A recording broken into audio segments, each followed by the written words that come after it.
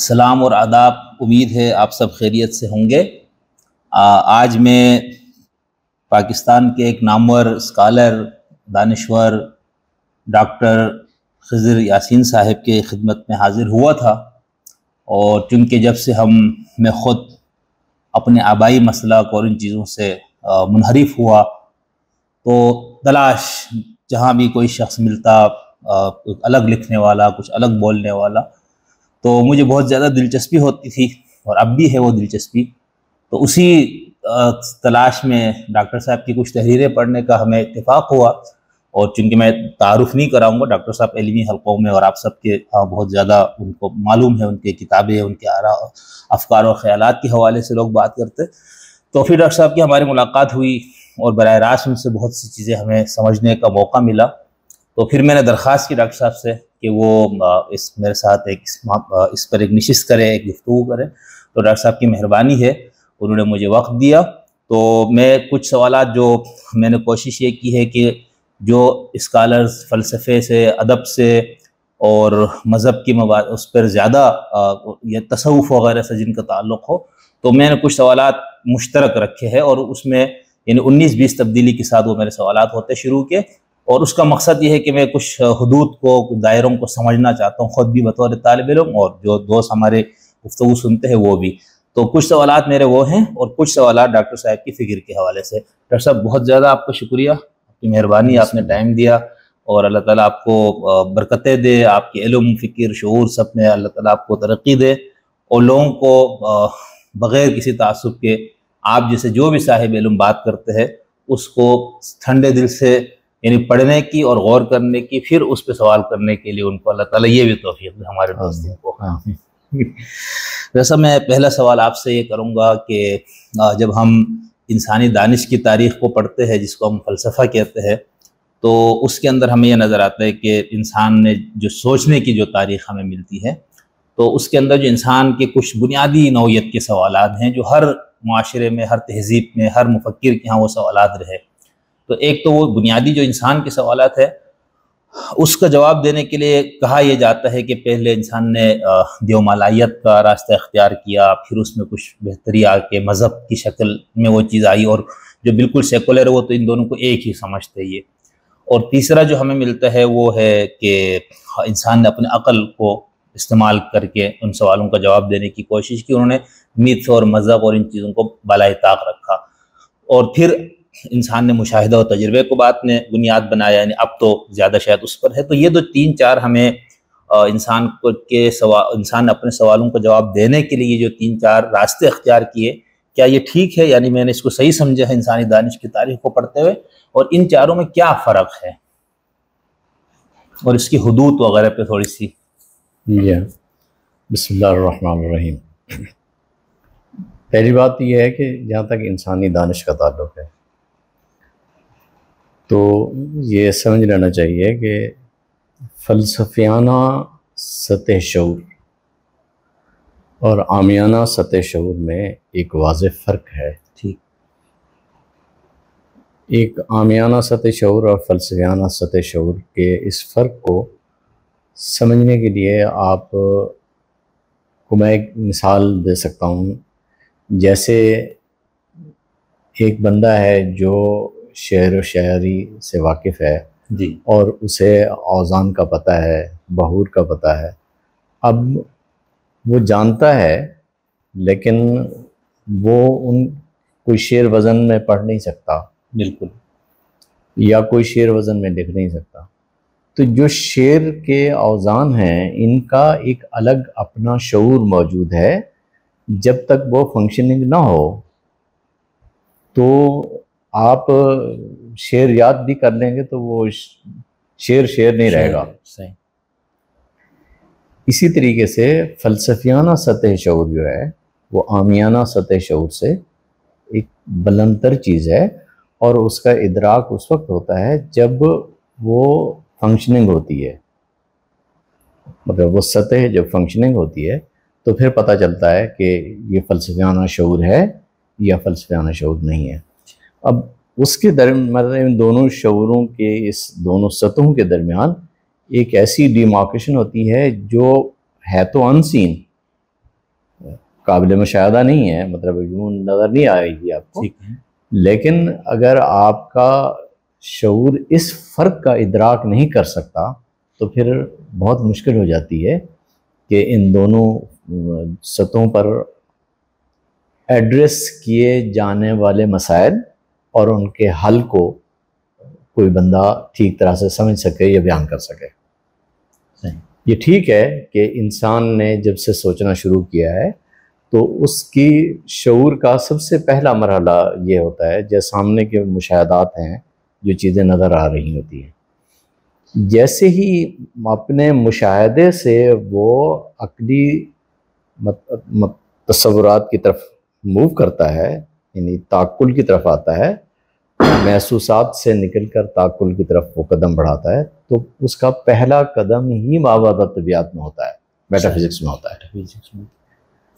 اب جب وہ میٹا فزکس میں جائے گا تو اسے اس چیز کا ادراک ہو یا نہ ہو کہ میں اس وقت میٹا فزکس میں ہوں یا میں فزکس کی دنیا میں ہوں، اس کا ادراک ہو یا نہ ہو، لیکن وہ کسی نہ کسی لیول پر انہی سوالات کو ایڈریس کر رہا ہوگا، انہی سوالات کو جواب دے رہا ہوگا، اور انہی سوالات کے ساتھ وہ تعرض کر رہا ہوگا جنہیں آپ ایک عمومی انسانی سوالات کے طور پر دیکھتے ہیں۔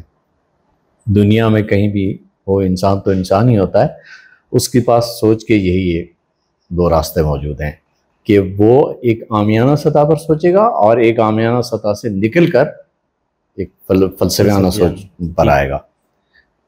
اس کے لیے یہ ضروری نہیں ہوتا کہ مطلب وہ آدمی واقعتاً کہیں بہت بڑی جگہ پہ بیٹھا ہو، آپ کو روڈ پہ چلتا ہوا بندہ بھی بہت اعلیٰ درجے کی فلسفیانہ سوچ کا مل جائے گا، اور بہت بڑی جگہوں پہ بیٹھے ہوئے لوگ بھی آپ کو بالکل ڈفر اور ڈل ملیں گے جو بالکل کچھ بھی نہیں سمجھ سکتے، لیکن ہوتے موجود ہیں، اس پر کوئی شک نہیں ہے۔ یہ دونوں مطلب فلسفیانہ شعور اور عامیانہ شعور کے درمیان جو فرق ہے، اس کا ادراک جب ہو جاتا ہے تو فلسفیانہ شعور میں پیدا ہونے والے مسائل اور ان کو جب ایڈریس کیا جاتا ہے تو پھر اس کے بھی مدارج ہیں۔ صحیح۔ مطلب آپ جیسے ہی مابعد طبیعت میں تصور میں تعقل میں قدم رکھیں گے نا، تو سب سے پہلی بات ہی یہ ہوگی کہ آپ محسوسات کی دنیا سے اٹھ جائیں گے۔ محسوسات کی دنیا سے اٹھیں گے تو اب آپ بسیط دنیا میں قدم رکھیں گے۔ جیسی بسیط دنیا میں قدم رکھیں گے تو اب آپ کو اس چیز کا ادراک کہ بسیط کیا ہے، ایبسٹریکٹ ریالٹی کیا ہوتی ہے، کلیت کس چیز کا نام ہے، جزیت کیا چیز ہے، مطلقیت کیا ہے، اضافیت کس چیز کا نام ہے، قدم کسے کہتے ہیں، حدوث کیا ہوتا ہے۔ اب ان کی طرف وہ لوگ غور و فکر کر رہے ہوتے ہیں جو واقعتاً فلسفی ہوتے ہیں۔ ٹھیک، اب ان کی طرف قدم بڑھانا اور ان کو سمجھنا ایک واقعتاً بہت مشکل مرحلہ ہوتا ہے۔ ہر فلسفی ان تمام مسائل کو حل نہیں کر سکتا۔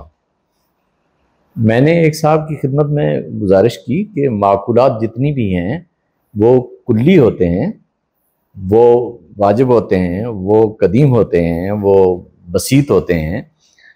تو انہوں نے مجھے کہا تم نے تو اس کو معقولات کو تو بہت بڑی چیز بنا دیا ہے۔ اب میں ظاہر ہے ان کو کوئی جواب نہیں دے سکتا تھا، اس لیے کہ ان کا ذاتی تجربہ نہیں تھا، کہ وہ نہیں سمجھ رہے تھے کہ کلیت کس چیز کا نام ہے اور جزیت کیا چیز ہوتی ہے۔ اور اسی طریقے سے جیسے جیسے آپ آگے قدم بڑھائیں گے تو آپ کو فلسفیانہ شعور میں بھی غور و فکر کے پھر مدارج ملیں گے، اور ان مدارج میں ایک تو ہوتا ہے کہ جو مدرکات ہیں آپ ان کا ادراک کر رہے ہیں، مدرکات پر آپ رکے ہوئے ہیں، مدرکات سے بھی آپ آگے ہوتے ہیں کہ خود ادراک کی صلاحیت کا ادراک کرنے لگتے ہیں۔ مطلب ایک بار پلٹ کر پھر شعور کو اپنے طرف ہی موو کرنا ہوتا ہے کہ میں اپنا ادراک کروں کہ میں جو ادراک کر رہا ہوں وہ کس حد تک جسٹیفائڈ ہے۔ یہ ایک بہت بہت مشکل مرحلہ ہوتا ہے، اور آپ سمجھیں کہ خاصا تکلیف دہ مرحلہ ہے، بہت مشکل مرحلہ ہے، اور خاصا محنت طلب مسئلہ ہوتا ہے۔ اس لیے جتنی بھی جب آپ مدرکات کی دنیا میں جاتے ہیں نا تو آپ کو محسوسات ملیں گے، اور محسوسات کے بعد اگلا قدم جب آپ جائیں گے تو معقولات میں جائیں گے، معقولات میں کچھ ہوتے ہیں تخیلات، خیالات ہیں، وہ خیالات بسیط بھی ہو سکتے ہیں اور غیر بسیط بھی ہو سکتے ہیں، لیکن ان سے ایک اگلا درجہ ہے تخیلات سے نکل کر جب آپ آگے جاتے ہیں تخیلات کی دنیا میں، تو یہ آپ کو افسانے مل جائیں گے، ڈرامے مل جائیں گے، یہ تمام چیزیں تخیلات کی دنیا ہے جس میں آپ بہت بہترین سے بہترین نکات بھی ادا کر رہے ہیں۔ اس سے اگلا مرحلہ ہوتا ہے مبدعات کا، مبدعات، وہ بہت بڑی چیز ہوتے ہیں۔ یہی جو تخیلات ہیں یہ مخترعات بھی کہلاتے ہیں، مختارات بھی کہلاتے ہیں۔ مخترعات کا مطلب ہے کہ اختراع کیا ہے انسانی ذہن نے، تو اس سے افسانہ بھی بن گیا، ڈرامہ بھی بن گیا۔ اب اگر فرض کریں آپ انہی مخترعات ہیں ان کا موضوع بنا لیتے ہیں کسی ایسی چیز کو جو آپ کے سامنے کی نہیں بلکہ آپ فرض کر لیتے ہیں کہ یہ آسمانی ہے، ٹھیک، یعنی یہ وہ چیزیں ہیں جو ہیں تو حقیقت لیکن میرے ادراک میں، ڈائریکٹ ادراک میں نہیں ہے، اب اختراع کر رہے ہیں آپ۔ تو جتنی بھی دیومالا ہے، دیومالائیں جتنی بھی ہیں، متس جتنی بھی ہیں، تمام کے تمام وہ تخیلات اور مخترعات کی ہی ڈومین ہوتی ہے۔ ٹھیک، اس میں ذہن انسانی نے کچھ چیزوں کے متعلق ایک اختراع کرنا ہوتا ہے، اور وہ اختراع بعض اوقات اس کے ماحول کا نتیجہ ہوتا ہے، کچھ سنی سنائی باتوں کا نتیجہ ہوتا ہے، کچھ اس کے اپنے ذاتی تجربات کا نتیجہ ہوتا ہے، کچھ چیزوں کو دیکھ کر تخیل قائم کرنے کا نتیجہ ہوتا ہے۔ تو جو توہمات کی دنیا ہے، وہ توہمات کی دنیا میں اختراع جب آگے بڑھتا ہے تو وہ اگر اختراع کسی ایسی حقیقت سے متعلق ہو جس کے بارے میں آپ کو یہ خیال ہو کہ یہ حقیقت مشاہدے سے ماورا ہے اور مطلب اس پوری کائنات کو کنٹرول کر رہی ہے، تو پھر وہ دیومالا بنتا ہے۔ مطلب دیومالائی تصورات جتنے بھی ہیں انسانی ذہن کے ہی بنائے ہوئے تصورات ہیں، وہ مخترعات ہوتے ہیں۔ ان مخترعات کی دنیا میں جب کوئی بندہ قدم رکھتا ہے تو اس کے دو بالکل مختلف ڈومینز پیدا ہو جاتی ہیں۔ ایک ہوتے ہیں جن کا تعلق جمالیات سے ہوتا ہے، جمالیات سے ہے تو پھر وہ فکشن بن جاتا ہے، صحیح، وہ ڈرامہ بن جاتا ہے، وہ ناول بن جاتا ہے، فلمیں بن جاتی ہیں۔ اور اگر ان کا تعلق اس سے جمالیات کی بجائے مذہب سے ہو، یعنی مذہبی تصورات سے ہو، تو پھر وہ مطلب وہ خدا بن جاتے ہیں، وہ ان کے آپس میں دشمنیاں داغتے ہیں اور وہ ساری چیزیں، یعنی پھر وہی کائنات تو وہی ہوتی ہے جس میں انسان رہتا ہے، لیکن ان کے متعلق خیال یہ ہوتا ہے کہ اب یہ نفس الامر کی حقیقت ہیں اور اسی طرح سے واقعتاً موجود ہیں۔ انسان کا یہ تصور کہ میرے مخترعات نفس الامر میں بھی موجود ہیں، یہ ایک اختراع پر ایک اور اختراع ہوتا ہے۔ صحیح، بالکل ٹھیک۔ تو جن کو آپ دیومالا کہتے ہیں، دیومالائی چیزیں جتنی بھی ہیں تمام کے تمام، ان سب کا یا تمام کی تمام مطلب متس جتنے بھی ہیں ان کے متعلق مذہبی ہونے یا نہ ہونے کا سوال نہیں ہوتا۔ اس کا مطلب اس کا سوال یہ ہوتا ہے کہ یہ مخترعات جو ہیں اگر وہ جمالیات کی دنیا آپ کے شعور جمالی سے اخذ کیے گئے ہیں تو پھر انہوں نے مطلب شعر بن جانا ہے، انہوں نے افسانہ بن جانا ہے، ناول بن جانا ہے، ڈرامہ بن جانا ہے۔ اور اگر اس کا تعلق ان جمالیات سے نہ ہو بلکہ انسان کے اس تصور سے ہو کہ کوئی ذات ہے جو مجھے کنٹرول کر رہی ہے، کائنات کو کنٹرول کر رہی ہے، تو پھر وہ مذہبی دیومالا ہوتی ہے وہی چیز ایک ہی ہے مخترعات۔ اس سے اگلا مرحلہ ہوتا ہے فلسفے کی دنیا میں جنہیں مبدعات کہتے ہیں۔ مبدعات کی طرف جب آپ قدم بڑھاتے ہیں تو اس کے لیے مبدعات کی اس اگلی جو تقسیم ہے جو آپ کو عرض کر رہا ہوں، اس کے لیے ایک یہ ہے کہ آپ حقیقت کے متعلق تصور قائم کرتے ہیں اور آپ کہتے ہیں کہ جی کائنات کی محسوس دنیا یا غیر محسوس دنیا، پوری کائنات جتنی بھی ہے یہ ساری کی ساری عناصر پر مبنی ہے۔ عناصر اربع کہیں آپ نے، ہم فرض کر لیتے ہیں عناصر اربع، تو عناصر اربع پر مبنی ہے۔ اب عناصر اربع پر مبنی ہے تو اب آپ نے کائنات کے متعلق مبدعات پر بات کی ہے کہ کائنات میں ایک حقیقت ہے اور وہ مبدعات ہیں، اور وہ آگ ہے، پانی ہے، مٹی ہے اور ہوا ہے. صحیح. دوسرا مبدعات کی جہت یہ ہوتی ہے کہ آپ خود شعور کی طرف متوجہ ہوتے ہیں کہ میرے شعور کے مبدعات کیا ہیں، یعنی بجائے اس کے کہ منظور کو دیکھیں آپ ناظر خود اپنی حقیقت کی طرف متوجہ ہوتا ہے. تو پھر اس سے مقولات وجود میں آتے ہیں جنہیں کیٹیگریز کہا جاتا ہے. تو فلاسفیکل ڈومین میں آپ کو یہ دو ڈفرینٹ چیزیں نظر آئیں گی. ایک وہ مبدعات ہیں جو حقیقت کی تشکیل کرتے ہیں، ایک وہ مبدعات ہیں جو نفس شعور کی فنکشننگ کو فعال کرتے ہیں. صحیح. یہ دونوں میں فرق ہوتا ہے. تو اس لیے مطلب جب آپ مذہب کی بات کریں گے تو یا کسی بھی چیز کے متعلق بات کریں، ایک بات ہمیشہ ذہن میں رکھیے کہ فلسفے کا کام حقیقت کا انکار نہیں ہے. اچھا. اس کا کام ہے حقیقت کے ان معنوں تک رسائی حاصل کرنا جس میں وہ درست ہے. یعنی وہ تمام حاشو و زوائد جتنی بھی ہیں ان سب کو کاٹ کر وہ ایگزیکٹ معنی تک رسائی حاصل کرے. یہ اس کی ساری جدوجہد اس کی یہ ہے. مذہب کوئی چیز نہیں ہے، آرٹ کوئی چیز نہیں ہے، اخلاق کوئی چیز نہیں ہے، مابعد طبیعت کوئی چیز نہیں ہے، فلاں چیز کچھ نہیں. یہ فلسفہ کا کام نہیں ہے. جو ایک ریئل فلسفی ہوتا ہے، سچا فلسفی جسے کہتے ہیں، وہ کبھی یہ نہیں کرے گا. وہ ان کی اس معنی کو متعین کرنے کی کوشش کرے گا جس میں وہ درست ہوتے ہیں. مذہب میں نے نہیں بنایا، آپ نے نہیں بنایا. نفس الامر میں ایک چیز موجود ہے، لوگ اس طرح سے مانتے ہیں. اب ایک حقیقت ہے، میں نے صرف یہ جاننا ہے کہ وہ نفس الامر میں کیا ہے. وہ کچھ بھی نہیں ہے. یہ کہ وہ کچھ بھی نہیں ہے، یہ فلسفے کا کام نہیں ہے. اس کا کام یہ ہے کہ جو کچھ نفس الامر میں موجود ہے، مطلب مثال فرض کریں میں آپ کو مذہب کے اس حوالے سے بات کروں. مذہب اپنی ماہیت کے اعتبار سے اساس اس پر رکھتا ہے کہ ایک شخص ہمارے درمیان آتا ہے، وہ کہتا ہے کہ اللہ ہے اور اس نے مجھے بھیجا ہے، میں اس کا نبی ہوں اور میں تم تک اس کا یہ پیغام لے کر آیا. میں نے اب اس بندے کو سچا یا جھوٹا ماننا ہے. ٹھیک، وہ یہ سچ کہہ رہا ہے یا نہیں کہہ رہا. صحیح. یہ میرے اختیار میں ہے کہ میں اسے سچا مانوں یا نہ مانوں. مطلب میں فلسفیانہ نقطہ نظر سے دیکھوں گا تو آپ کو صرف یہ اختیار تو دے سکتا ہوں کہ آپ اس بندے کو سچا یا جھوٹا کہیں. صحیح.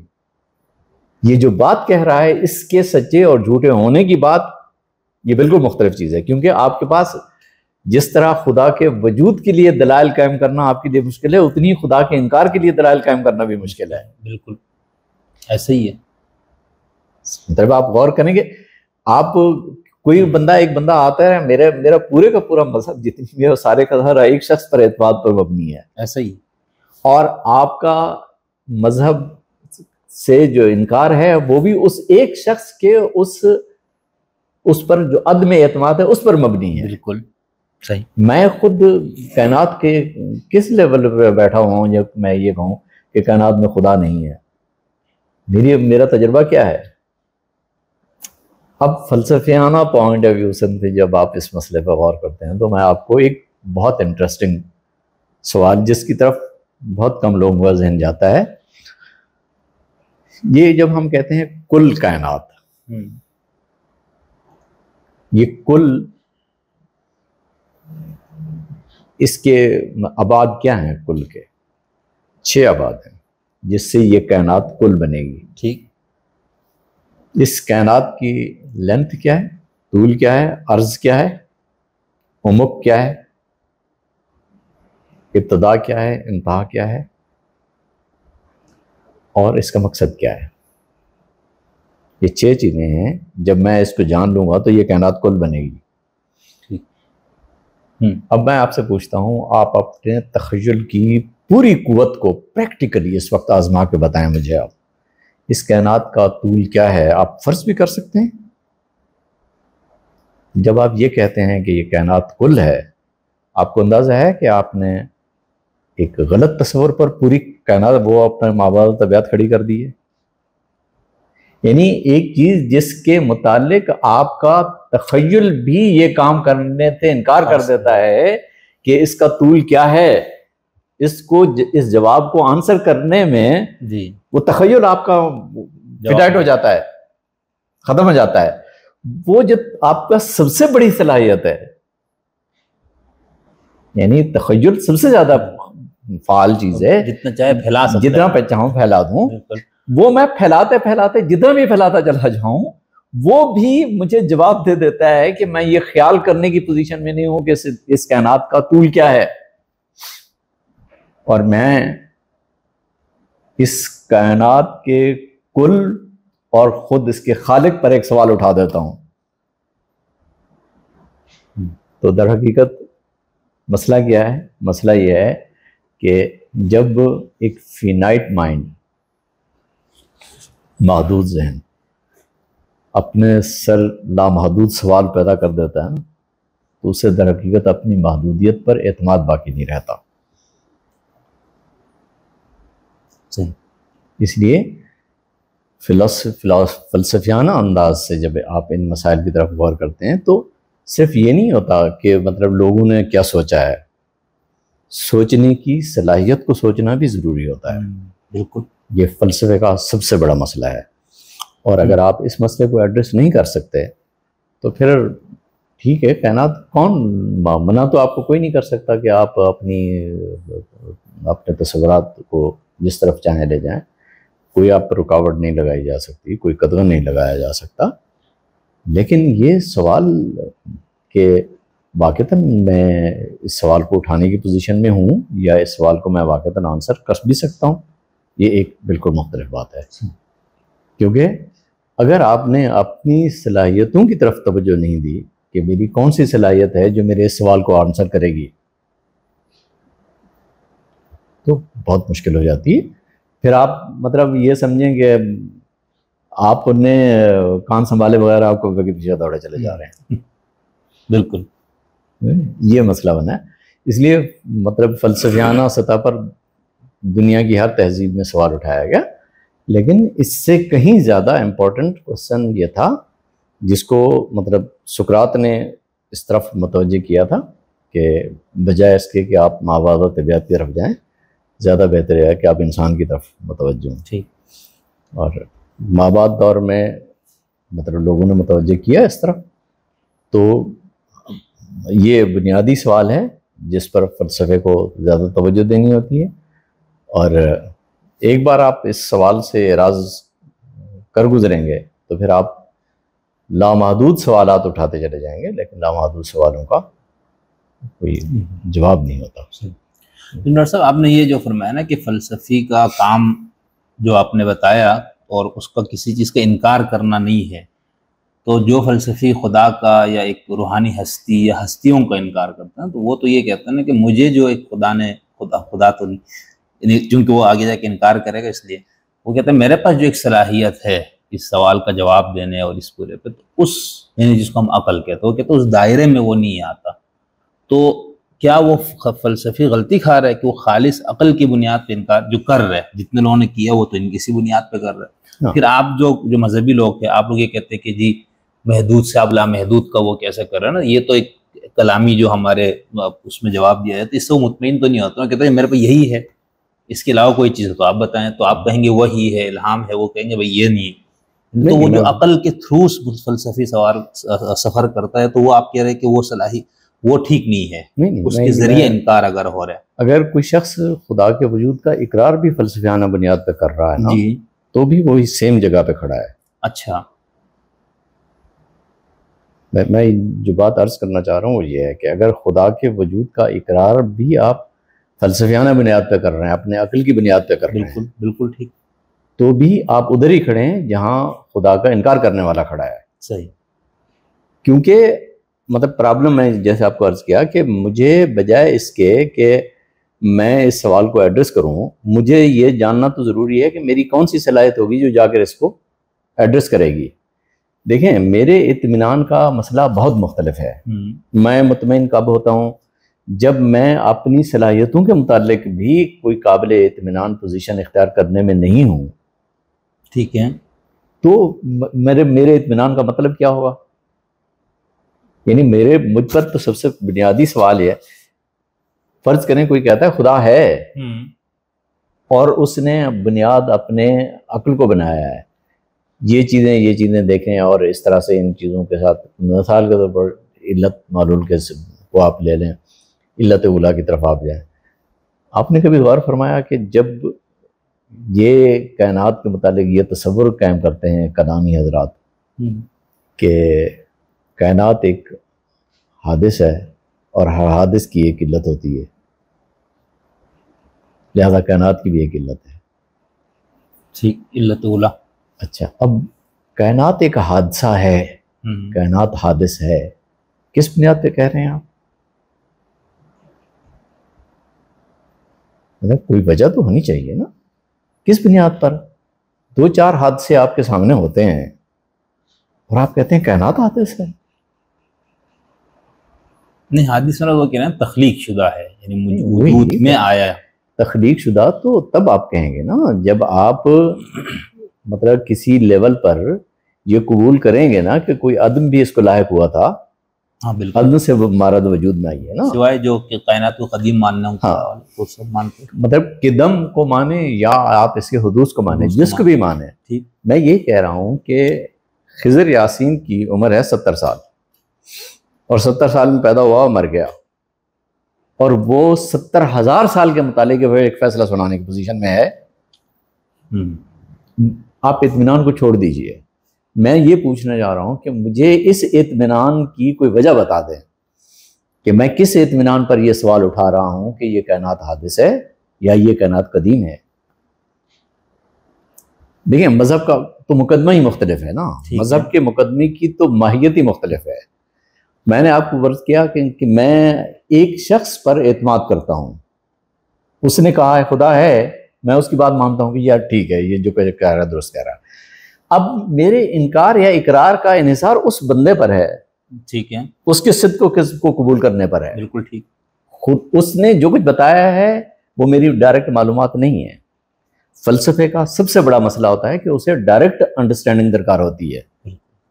ٹھیک، ڈائریکٹ انڈرسٹینڈنگ میں جب آتے ہیں تو آپ یہ کہ یہ کائنات حادث ہے یا یہ کائنات قدیم ہے، کس بنیاد پہ آپ یہ پوزیشن اختیار کر رہے ہیں؟ وہ کوئی صلاحیت بتا دیں، آپ اپنی کوئی ایسی صلاحیت بتا دیں جس سے آپ اپنے اس ججمنٹ کو جسٹیفائی کر سکتے ہوں. وہ انسان کے اندر وہ کون سی صلاحیت ہے؟ صرف ذہن؟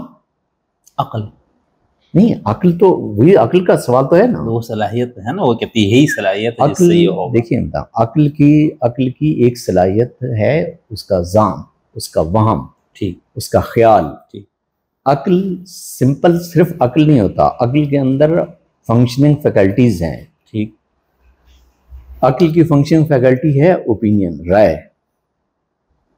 عقل کی فنکشننگ فیکلٹی ہے امیجنیشن. ٹھیک، عقل کی فنکشننگ فیکلٹی ہے ہائپوتھیسس، مفروضہ. ٹھیک، عقل کی فنکشننگ فیکلٹی ہے مسلمہ، پاسٹولیٹ. صحیح. یہ عقل کی کچھ فیکلٹیز ہیں جو فیکچولی ایگزسٹ کرتی ہیں. صحیح. اب جب میں عقل کی بات کرتا ہوں تو مجھے ان میں سے کسی ایک کو منتخب کرنا پڑتا ہے. ٹھیک ٹھیک. یوں نہیں ہوتا کہ میں صرف عقل کہہ کے تو میں کافی نہیں بات کروں گا. میں کیونکہ اگلا سوال میرا یہ تھا کہ جب ہم فلسفے میں عقل بولتے تو وہ کیا ہے مطلب عقل؟ اب دیکھیں پہلی بات یہ ہے کہ اگر آپ نے واقعتاً عقل کو عقل مندی کے ساتھ لینا ہے نا جی تو پھر عقل کے اندر یہ فنکشننگ فیکلٹیز ہیں. صحیح. اس کی فنکشننگ فیکلٹی ہے انڈرسٹینڈنگ، سب میں ہوتی ہے. اوپینین کو بھی سمجھا جاتا ہے، سمجھنے میں کوئی پرابلم ہے، انڈرسٹینڈنگ ہوتی ہے اس کی بھی. ٹھیک. اسی طرح سے تخیل کی بھی انڈرسٹینڈنگ ہوتی ہے، پاسٹولیٹ کی بھی انڈرسٹینڈنگ ہوتی ہے. اسی طریقے سے ہائپوتھیسس ہے، اس کی بھی انڈرسٹینڈنگ ہوتی ہے. اسی طرح سے نالج میں بھی انڈرسٹینڈنگ ہوتی ہے. ٹھیک. انڈرسٹینڈنگ سب میں کامن ہے. صحیح. اس میں تو کہیں بھی پرابلم نہیں ہے. مطلب میں یہ نہیں ہو سکتا آپ کے خیال کو سمجھنے میں تھوڑی دیر لگ جائے گی، لیکن میں آپ کا خیال سمجھ لوں گا. آپ کی رائے کو سمجھنے میں مجھے دیر لگے گی مگر میں سمجھ لوں گا. لیکن یہ مجھے علم ہے اس چیز کا کہ خیال علم نہیں ہوتا، خیال رائے نہیں ہوتا، اور علم رائے نہیں ہوتا. علم رائے نہیں ہے، علم مفروضہ بھی نہیں ہوتا. علم جسے کہتے ہیں وہ انڈرسٹینڈنگ تو ہے، باقی انڈرسٹینڈنگ کی اس لائن میں ہے وہ، لیکن وہاں انڈرسٹینڈنگ کا ایک اور مرحلہ ہوتا ہے کہ وہاں انڈرسٹینڈنگ ہوتی ہے ایک ایسی انڈرسٹینڈنگ جس میں نفس الامر میں بھی وہ چیز اسی طرح موجود ہوتی ہے جیسے میں سمجھ رہا ہوتا ہوں. صحیح. اب نفس الامر میں وہ چیز اسی طرح موجود ہے جیسے میں سمجھ رہا ہوں. اس ایک تو یہ ہے کہ میرا خیال ہو یہ کہ نفس الامر میں بھی اسی طرح سے جیسے میں سمجھ رہا ہوں، تب بھی میں خیال میں رہوں گا، علم نہیں ہوگا. علم تو وہی ہوگا جس میں میرے اور آپ کے درمیان اشتراک آئے گا.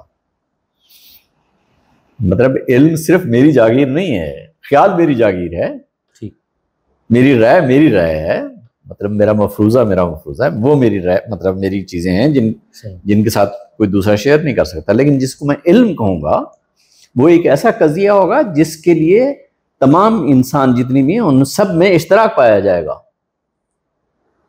اگر اشتراک فی العلم موجود نہ ہو تو اس قضیے کو علم کہنے میں تردد نہیں، انکار ضروری ہو جاتا ہے. اس لیے جب آپ عقل کی بات کرتے ہیں تو پھر آپ کو یہ طے کرنا پہلے ضروری ہوتا ہے کہ اگر میرے پاس عقل موجود ہے تو میں یہ دیکھتا ہوں کہ میرے عقل کے اندر ہی یہ چیز موجود ہوتی ہے کہ میں اس میں خیالات کی دنیا میں چلا جاتا ہوں، توہم کی دنیا میں چلا جاتا ہوں، اختراعات کی دنیا میں چلا جاتا ہوں، اوپینینز رائے ہوتی ہے اسے اسی طرح سے میں مفروضات بھی قائم کر لیتا ہوں اور مسلمات بھی بنا لیتا ہوں، اسی طرح سے ایک علمی قضیہ بھی بنا لیتا ہوں. اب یہ ایک لائن ہے پوری. صحیح. مجھے عقل کے متعلق جب بھی فیصلہ کرنا ہے ان میں سے مجھے یہ دیکھنا ہے کہ میں جس ججمنٹ کو بطور عقلی قضیے کے پیش کر رہا ہوں وہ ان صلاحیتوں میں سے کس صلاحیت سے لیا گیا ہے. صحیح. اچھا اب آپ فرض کریں ایک جمالیاتی قضیہ ہے، ایستھیٹک ججمنٹ ہے. اس ایستھیٹک ججمنٹ کے لیے تو شاید ہو سکتا ہے مجھے زیادہ یہ پرابلم نہ ہو کہ میں اس کی سچائی کے لیے قدم بڑھاؤں. اگر میں سچائی کے لیے قدم بڑھاؤں گا نا تو میں اس کی ایستھیٹک کو برباد کر دوں گا. اقبال کہتا ہے کہ میری نوائے شوق سے شور ہری نذات میں غلغلہ ہے عالمہ بد قدائے صفات میں. اب اگر آپ اس کی بالکل ایگزیکٹ معنی کی طرف جائیں گے نا تو اس کا مطلب یہ ہے کہ اللہ یوں ہاتھ مار کے پیٹ رہا ہے کہ یار میرے پاس تو کچھ بچا ہی نہیں. ٹھیک. لیکن اگر آپ اس معنی کی طرف جائیں گے تو لیکن اگر آپ شعر کی حد تک اس کی جمالیاتی حظ تک رہیں، اس ایستھیٹک تک رہیں، اس پلیجر تک رہیں جو ایستھیٹک پلیجر ہے اس تک رہیں تو بات کوئی مسئلہ نہیں ہے. ہر چیز کو آپ جمالیات تو نہیں بنا سکتے. بالکل. فلسفے نے یہی تو آ کے کمال کیا کہ اس نے مجھے آ کر بچایا اس بات سے کہ دیکھو جمالیات کی اپنی ایک ڈومین ہے، وہ درست ہے، حقیقت ہے، مطلب اس کی وہ ایک انٹرنزک ویلیو ہے، اس کے ساتھ آپ کو ضرور اس سے فائدہ لینا ہے اور اس کے بغیر چارہ کار نہیں ہے، میری زندگی کا ایک بہت اہم حصہ ہے. لیکن اگر میں یہ چاہوں کہ اسے نفس الامر کی حقیقت بھی بنا لوں تو یہ نفس الامر کی حقیقت نہیں ہے. اس لیے آپ نے غور فرمایا گا قرآن مجید میں بہت شدت کے ساتھ ہے انما کیا ما علمناہ الشعر وما ينبغی ان هو الا ذکر وقرآن مبین وما علمناہ الشعر وما ينبغی له ان هو الا ذکر مبین ان هو الا ذکر وقرآن مبین. یہ اگر آپ اس نقطۂ نظر سے دیکھیں گے نا تو آپ کو پتہ چلے گا کہ جمالیات کے دائرے میں رہتے ہوئے تو یہ بہت آسان ہے کہ میں ایک صوفی کی طرح خدا کی محبت میں مبتلا ہو جاؤں، ٹھیک، جمالیات میں رہتے ہوئے. لیکن جب میں مذہب کی ڈومین میں ہوں گا نا تو مجھے خدا کے اس تقدس کو اپنی محبت میں پامال نہیں کرنا ہے. یہ صرف رومی کہہ سکتا ہے، وہی آمد صبح مساز خدا بندہ ہمارا چرا کر دی جدا. وہ ایک بالکل مختلف چیز ہے. اس لیے آپ کو عقل کے متعلق جب بات کرنی ہے تو آپ کو یہ دیکھنا ہے کہ آپ نے جو پوزیشن اختیار کی ہے اس پوزیشن کی فاؤنڈیشن کیا ہے، اوریجن کیا ہے. جمالیات ہے، مذہب ہے، علم ہے، اخلاق ہے، یا میرا سوشل پریشر ہے، کیا چیزیں ہیں. مطلب بے شمار چیزیں ہوتی ہیں جو انسان کو کوئی ججمنٹ کی طرف لے جاتی ہیں. یہ دیکھنا ضروری ہوتا ہے. اس لیے عقل کے دائرے میں رہتے ہوئے جب آپ بات کریں گے تو پھر آپ کو کے لیے یہ ضروری ہو جائے گا کہ عقل کی دنیا میں آپ کو یہ طے کرنا ضروری ہوتا ہے کہ جس قضیے کو میں اپنے فکر کی اساس کے طور پر قبول کر رہا ہوں اس کا اوریجن کیا ہے. پھر اس پہ اصرار کریں. اگر اس کا اوریجن آپ کا صرف اختراع ہے تو نفس الامر اسی طرح کا ہے جیسے میں نے آپ کو عرض کیا کہ آپ فرض کرنے کی پوزیشن میں بھی نہیں ہیں کہ اس کائنات کا لینتھ کتنی ہے. تو خدا تو بہت. ڈاکٹر صاحب یہ مطلب سبحان اللہ آپ کا دیکھنا ایک جو فلسفہ جس انداز سے آپ نے پڑھ کے اس کو اپنے اندر پورا ہضم کیا ہوا نا وہ گفتگو سے مطلب یہ چیزیں یا تو میرا اپنا ناقص مطالعہ کہیں یا ناقص رسائی ہے اہل علم تک. اتنا فلسفے کے بھی اساتذہ یا جو مذہب کے اندر ہی بیٹھ کے جو فلسفیانہ تعقل کی باتیں تو مجھے ان میں یہ چیز طرح کلیئر کیوں یعنی ہو سکتا ہے میری اپنی نااہلی ہو یا آپ کا بھی تھوڑا تجربہ اس طرح ہے کہ لوگ اس میں کنفیوژن میں ہے یا نہیں ہے علمی طبقہ میں عام میرے جیسے لوگ نہیں. یہ میرا بالکل صحیح فرمایا آپ نے. میں کیونکہ مدرسے کی دنیا سے جیسے آپ آئے ہیں میں بھی ادھر سے آیا ہوں جی. اس لیے بے شمار لوگوں نے جو فنڈامنٹل کنفیوژن ہے اس کو قائم رکھتے ہوئے اپنی پوری فکری بنیادیں کھڑی کی ہیں. نہیں تو ان کو خود واضح نہیں تھا یہ کنفرملی نہیں، بالکل نہیں. دیکھیں مطلب بعض چیزیں ایسے شعوری اور غیر شعوری طور پر کچھ چیزوں کو ہم قبول کر لیتے ہیں، زیادہ تر غیر شعوری ہوتی ہیں. مطلب مذہب کی دنیا میں تو یہ اس طرح غیر معمولی حد تک یہ چیزیں آ جاتی ہیں جس کی کوئی انتہا نہیں. لیکن بد نصیبی یہ ہے کہ جو فلسفے کا طالب علم ہوتا ہے وہ بھی فلسفیانہ شعور سے محرومی کے نتیجے میں وہ مخترعات اور مبدعات کے فرق کو نہیں سمجھتا. ٹھیک دیکھیں ماخوذات تو یہ ہے نا کہ میں خارج سے جو چیزیں آ رہی ہیں میں ان کو اخذ کر رہا ہوں اور ان سے میں اپنا ایک ذہنی تصور بنا رہا ہوں. جتنی ماخوذات ہیں میرے ذہن مجھے خارج سے آنی ہے، میں نے سینسس سے لینی ہے.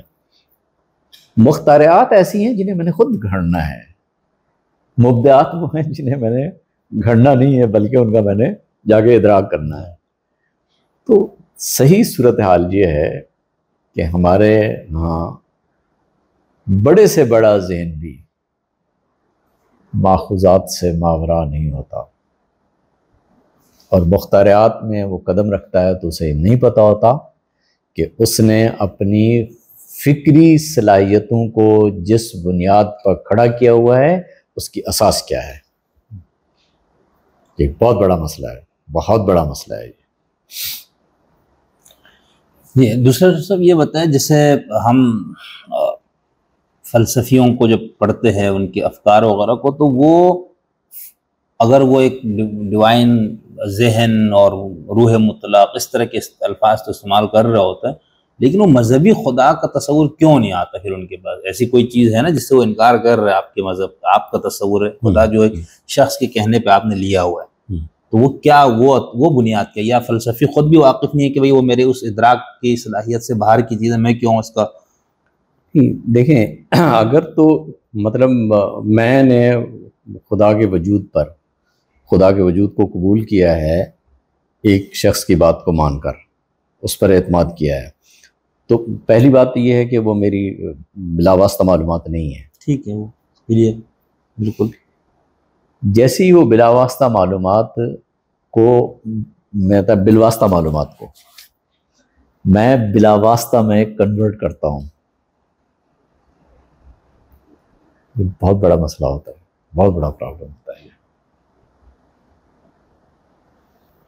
کیونکہ یہاں مشکل یہ پیدا ہوتی ہے کہ آپ کو یہاں پر مطلب ایک ایسے فکری لیول پر بات بتا رہا ہوں آپ کو کہ ایک ایسی دنیا سے گزرنا ہے جہاں آپ کے لیے نہ پائے رفتن نہ جائے آمن، وہ صورتحال ہوتی ہے. کیونکہ مشکل یہاں یہ ہوتی ہے کہ آپ کو خدا کے وجود پر اپنے ذہن کو الاؤ نہیں کرنا، اپنے ارادے کو سرنڈر کرنا ہے.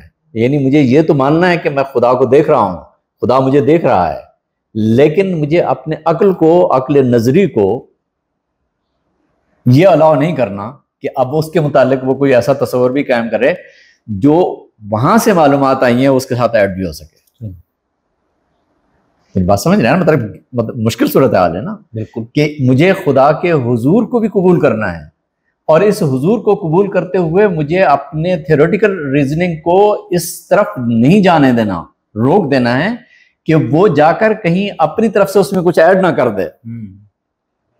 جب وہ اس میں کچھ ایڈ کرنے لگتا ہے تو پھر وہی سے وہ پھر ساری بات اس کی ہو جاتی ہے. اور جتنے لوگوں نے جو سیکولر فلاسفرز تھے یا مذہبی فلاسفرز تھے، ان سب کے ہاں یہی مشکل پیدا ہوئی ہے کہ انہیں خدا کے وجود کو لینا ہے مذہب سے، بالکل، اور اس تصور کے ساتھ کوئی ایسا تصور بھی ساتھ شامل کرنا ہے جو میرے اپنے اختراعات میں سے ہو. اب میں آپ کو ایک سادہ سی ایک بات بتاؤں جسے آپ واقعتاً انجوائے کریں گے. دیکھیں، اگر آپ تھیوریٹیکلی دیکھیں نا، وہ ذات جو ما کانا و ما یکونوں کا علم رکھتی ہو، عالم الغیب والشہادت ہو، وہ فعال لما یرید نہیں ہو سکتی، کیونکہ اس نے اپنے علم کے خلاف تو کچھ کرنا نہیں ہے. میری بات سمجھ رہے ہیں؟ بالکل. یعنی اس کی صورتحال یہ ہے کہ اس نے اپنے علم سے خارج نہیں ہونا، وہ اپنے علم کے سوا کچھ کر نہیں سکتا. جب وہ کچھ کر نہیں سکتا تو اس کے پاس اختیار کہاں سے آ جائے گا؟ اختیار تو آپ کو یہ چاہیے نا کہ آپ اس کے خلاف بھی کچھ کر سکیں. تو جو فعال لما یرید ہوتا ہے وہ عالم الغیب و شہادت نہیں ہوتا. مذہب میں خدا کے لیے یہ ضروری ہے کہ آپ یہ مانیں کہ وہ عالم الغیب و شہادت بھی ہے اور فعال لما یرید بھی ہے ایٹ اے ٹائم. اب یہ وہ مشکل ہے جس کو ہمارے مذہبی دانشور نے جب ایڈریس کیا تو وہ اس بالواسطہ انڈرسٹینڈنگ کو، بالواسطہ فہم کو، بالواسطہ معلومات کو بلا واسطہ بنانے کی جدوجہد کی، تو پھر کسی نتیجے بھی نہیں پہنچا. سوال ہی نہیں پیدا ہوتا آپ کسی نتیجے پہ پہنچے. ڈاکٹر صاحب، وہ آپ کے استاد محترم برہان الدین فاروقی صاحب، انہوں نے جو شیخ اکبر کے تصور توحید پہ مقالے، اس میں وہ ایک بار انہوں نے ایک بات کی کہ شعور مذہبی اور شعور نظری. وہ مجھے پڑھتے ہوئے تو پہلی بار تو بہت عرصہ پہلے پڑھتا ہوں، میں تو کچھ بھی پلے نہیں پڑھا، یہ میں آپ کو دیانتداری سے ہوتا ہوں. پھر دوبارہ جب اس کو پڑھا تو الحمدللہ کافی چیزیں، تو اس میں بھی وہ جو بار یہ بات کر رہے ہیں کہ شعور نظری اور شعور مذہبی میں ٹکراؤ اور اس کے حل کے لیے جو کوشش کی گئی، تو آپ بھی یعنی یہ جو بات ہے اسی اس پہ ہے. شعور مذہبی میں انسان کی تمنا یہ ہوتی ہے کہ میں ایک ایسی ذات کے سامنے، مجھے ایک ایسی ذات کا حضور نصیب ہو جو میری مشکلات کو حل کر سکتا ہو، اور وہ خود کسی مشکل کا شکار نہ ہوتا ہو. اگر وہ خود بھی کسی مشکل کا شکار ہو سکتا ہے تو پھر میری مشکل تو کوئی حل نہیں کر سکتا. بالکل. تو on the other hand theoretical reason میں جب میں جاؤں گا، شعور نظری میں جاؤں گا، تو شعور نظری میں مجھے علم چاہیے، مجھے مدد نہیں چاہیے وہاں. بالکل. مجھے اپنا معاون درکار نہیں ہے علم نظری میں. ٹھیک. شعور نظری میں مجھے اس کے متعلق اس کو تھیورائز کرنا ہے، اس کی تھیورائزیشن کرنی ہے، اس کا ایک ایسا کانسیپٹ ڈیولپ کرنا ہے جو حقیقت میں بھی اسی طرح سے ہو جیسے میں بتا رہا ہوں. صحیح. جبکہ مشہور مذہبی میں جب میں ہوتا ہوں تو وہاں مجھے خدا کے متعلق معلومات کا مسئلہ درپیش نہیں ہوتا، مجھے وہ واقعتاً خدا چاہیے جو میری مشکل کو حل کر سکے. صحیح. اب جب یہ صورتحال پیدا ہوئی کہ اس کے سامنے، اس کے حضور میں جب آپ جائیں گے، مجھے اس کے حضوری نصیب ہو، میں اس کے سامنے جاؤں، وہ میری بات کو سنے، وہ میری مدد کر سکے، میری دعاؤں کو سنے، میرے گناہوں کو معاف کر سکے. میں اس دنیا میں بحیثیت انسان کے جب اپنی ذات کو دیکھتا ہوں تو مجھے یہ محسوس کیے بغیر نہیں رہ سکتا کہ یار مجھے جیسا انسان ہونا چاہیے ویسا نہیں ہوں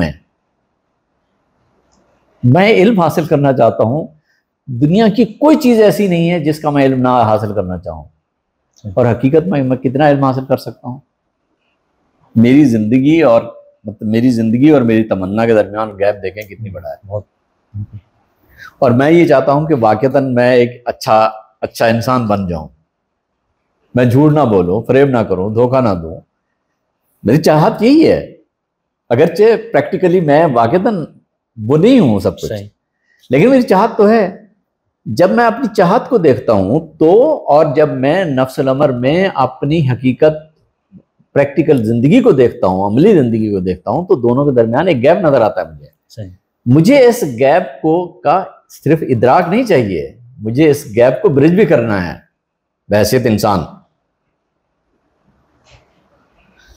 جب میں اس گیپ کو برج کرنے کی کوشش کرتا ہوں تو مجھے نظر آتا ہے کہ نہیں، یہ آسان کام نہیں ہے. صحیح. صاحب یہ شعور مذہبی ہر انسان میں ہوتا ہے، مطلب جو انسان ہے اس میں ہوگا. یہ نہیں ہو سکتا کہ انسان ہے تو ہر انسان کے اندر ہوگا. نہیں تو پھر جو لوگ بالکل اس تصور میں کہ اس کو انکار کر دے تو وہ کیا ہے؟ کس بنیاد پہ انکار کر رہے ہیں؟ مطلب جس بنیاد پہ، جیسے ایک مثال آپ نے مثال دی کہ اس کا مسئلہ علم ہوتا ہے، ٹھیک ہے، یہ نہیں کہ مجھے کوئی ایسا خدا چاہیے جو میری مدد کرے وغیرہ. تو جو آج کے دور میں بھی خاص جو ملحدین ہم دیکھتے ہیں ان کو کہتے ہیں سب کچھ ہم خود ہی کر رہے ہیں. پوچھ رہا ہوں، اگر میں یہ پوچھ رہا ہوں کہ اس کی یہ تمنا ہے یا نہیں ہے کہ میں ایک اچھا انسان بنوں؟ نہ ہونی چاہیے اگر انسان ہے تو. ٹھیک ہے. اب آپ غور کریں کہ انسانی سطح پر بعض چیزیں بہت عجیب انداز میں رونما ہوتی ہیں. صحیح. انسانی سطح پر بہت مختلف انداز میں. کوئی بھی انسان یہ نہیں چاہے گا کہ وہ اس دنیا میں بدکاری پر وقت گزارے. میں حیوانوں کی زندگی نہیں بسر کرنا چاہتا، لیکن حیوانوں کی زندگی انسان بسر کرتے ہوئے بعض اوقات تردد بھی نہیں کرتا. تو انسان کو جب بھی آپ نے ڈسکس کرنا ہے نا تو اسے ہمیشہ نارمل انسان کو اپنے پیش نظر رکھنا ہے. ایب نارمل انسان کو سامنے نہیں رکھنا آپ نے. اچھا. ایب نارمل انسان کے اندر بہت سارے مسائل پیدا ہوتے ہیں. نارمل انسان کے اندر صورت آ جائے کہ انسان ہوتے ہوئے اس دنیا میں اگر واقعتاً ایک اچھا انسان بننا چاہتا ہوں، میں یہ چاہتا ہوں کہ میں جھوٹ نہ بولوں، دھوکہ نہ دوں، فریب نہ کروں، لوگ مجھے واقعتاً اچھا سمجھیں اور میں واقعتاً اچھا رہوں. صحیح. تو عملی زندگی میں مجھے اپنا یہ مقصد حاصل ہوتا نظر نہیں آتا. میں اپنی بات کر رہا ہوں کہ مجھے ایسا نظر نہیں آتا. صحیح. تو مجھے ایسی صورتحال میں تو درکار تو ہے نا کہ کوئی ہو کم از کم مجھے اس مشکل سے نکالے. یہاں سے انسان پلٹتا ہے، مطلب خدا ثابت نہیں ہوتا یہاں سے. ٹھیک. یہاں سے انسان پلٹتا ہے کہ یار میری اوقات سے یہ بات باہر ہے، کاش کوئی ہوتا، کاش کوئی ہوتا۔ اب انسان ایک احتیاج کے دائرے میں خود کو لے آیا ہے اور کھڑا ہے وہاں مذہب خدا اپنی طرف سے، یعنی صاحب مذہب کا کہنا یہ ہے کہ تو اس احتیاج میں اگر ہے نا تو خدا خود اپنی طرف سے دستگیری کرتا ہے تیری، وہ آتا ہے اور وہ کہتا ہے کہ ہاں میں ہوں اور میں تیری مدد کرتا ہوں۔ تو یہ بالکل مطلب ایک پرسیپشن بدل جاتا ہے۔ جیسے ہی آپ انسان کی نارمل لائف سے باہر آئیں گے، اگر آپ یہ سمجھتے ہیں کہ انسان ہوتے ہوئے انسان واقعتاً اسی طرح کا انسان ہے جیسا اسے ہونا چاہیے، یا کوئی شخص یہ سمجھتا ہے کہ میں واقعتاً جیسا مجھے انسان ہونا چاہیے میں اسی طرح کا انسان ہوں، میں نے آج تک کسی کو دھوکہ نہیں دیا، کسی کے ساتھ فراڈ نہیں کیا، کسی کے ساتھ ظلم نہیں کیا، کوئی میرے ساتھ ظلم اور زیادتی نہیں ہوئی، میں ایک ایسی معاشرت میں رہنا چاہتا ہوں جہاں حسن ہو، خوبی ہو، لوگوں کا ملنا جلنا، یہ ساری چیزیں جتنی ایک نارمل انسان کی ریکوائرمنٹ ہے، وہ انسان اگر کوئی یہ سمجھتا ہے کہ نہیں میں واقعتاً اسی طرح کا انسان ہوں، تو آپ کو چاہیے کہ اس کا سائیکو انالیسس کروائیں، اس کو کوئی پرابلم ہے پھر۔ وہ نارمل انسانوں کی دنیا میں انسان کے لیے بہت مشکل کام ہے کہ وہ اس بات کو قبول کر لے کہ مجھے جیسا انسان ہونا چاہیے میں ویسا ہوں۔ انسانی دنیا کا ایک مطلب اگر آپ نے انسان کی پرسیپشن کو دیکھنا ہے تو اسی طرح سے ہے۔ صحیح۔ اشرف صاحب بہت شکریہ۔ اچھا، یہ جو ہم قرآن پاک میں پڑھتے ہیں اس نے بار بار عقل کی بڑی اہمیت اور بڑا زور دیا، تو وہ کیا اس سے مراد ہے کہ دیکھیں اعلی فہم میں بس نہیں، مطلب وہاں جہاں مذہب جب عقل کو ایڈریس کر رہا ہوتا ہے نا تو وہاں یہ بات ذہن میں رکھیے کہ وہ آپ کو کوئی کائنات متعلق تھیوری نہیں دے رہا۔ وَالشَّمْسُ تَجْرِي لِمُسْتَقَرٍّ لَهَا ذَلِكَ تَقْدِيرُ الْعَزِيزِ الْعَلِيمِ۔ اب اگر ذَلِكَ تَقْدِيرُ الْعَزِيزِ الْعَلِيمِ کو آپ ہٹا دیں نا، وَالشَّمْسُ تَجْرِي لِمُسْتَقَرٍّ لَهَا اس کا مقصد ہی نہیں ہے، آپ مطلب پورے کے پورے پرسیپشن سے ہٹا دیں گے اس کو۔ صحیح۔ تو جہاں کہیں بھی عقل کے متعلق کوئی بات آئی ہے تو وہاں عقل نظری کے تصورات کا صرف اسٹیبلشمنٹ نہیں ہے کہ آپ تصورات قائم کر لیں، اس سے ایک مقصد ساتھ وابستہ کیا گیا ہے۔ اگر آپ اس مقصد کو نظر انداز کر دیتے ہیں تو صرف تعقل کے معنی صرف یہ رہ جائیں گے کہ آپ صرف تصور قائم کر لیں۔ تو کیا مذہب صرف تصور قائم کرنا چاہتا ہے؟ کبھی بھی نہیں۔ دیکھیں ریاضی کا ایک قضیہ ہے کہ مثلث کے دو زاویوں کا مجموعہ تیسرے زاویے سے بڑا ہوتا ہے، مسلمہ کی بات۔ اور اگر آپ اتنا جان لیتے ہیں، اپنا شعور پوری طرح سے آپ پر واضح ہو جاتا ہے نا تو بات ختم ہو جاتی ہے۔ جان لیا نا، بات ختم ہو گئی۔ خدا ہے، اتنا جان لینے سے بات ختم ہو جاتی ہے۔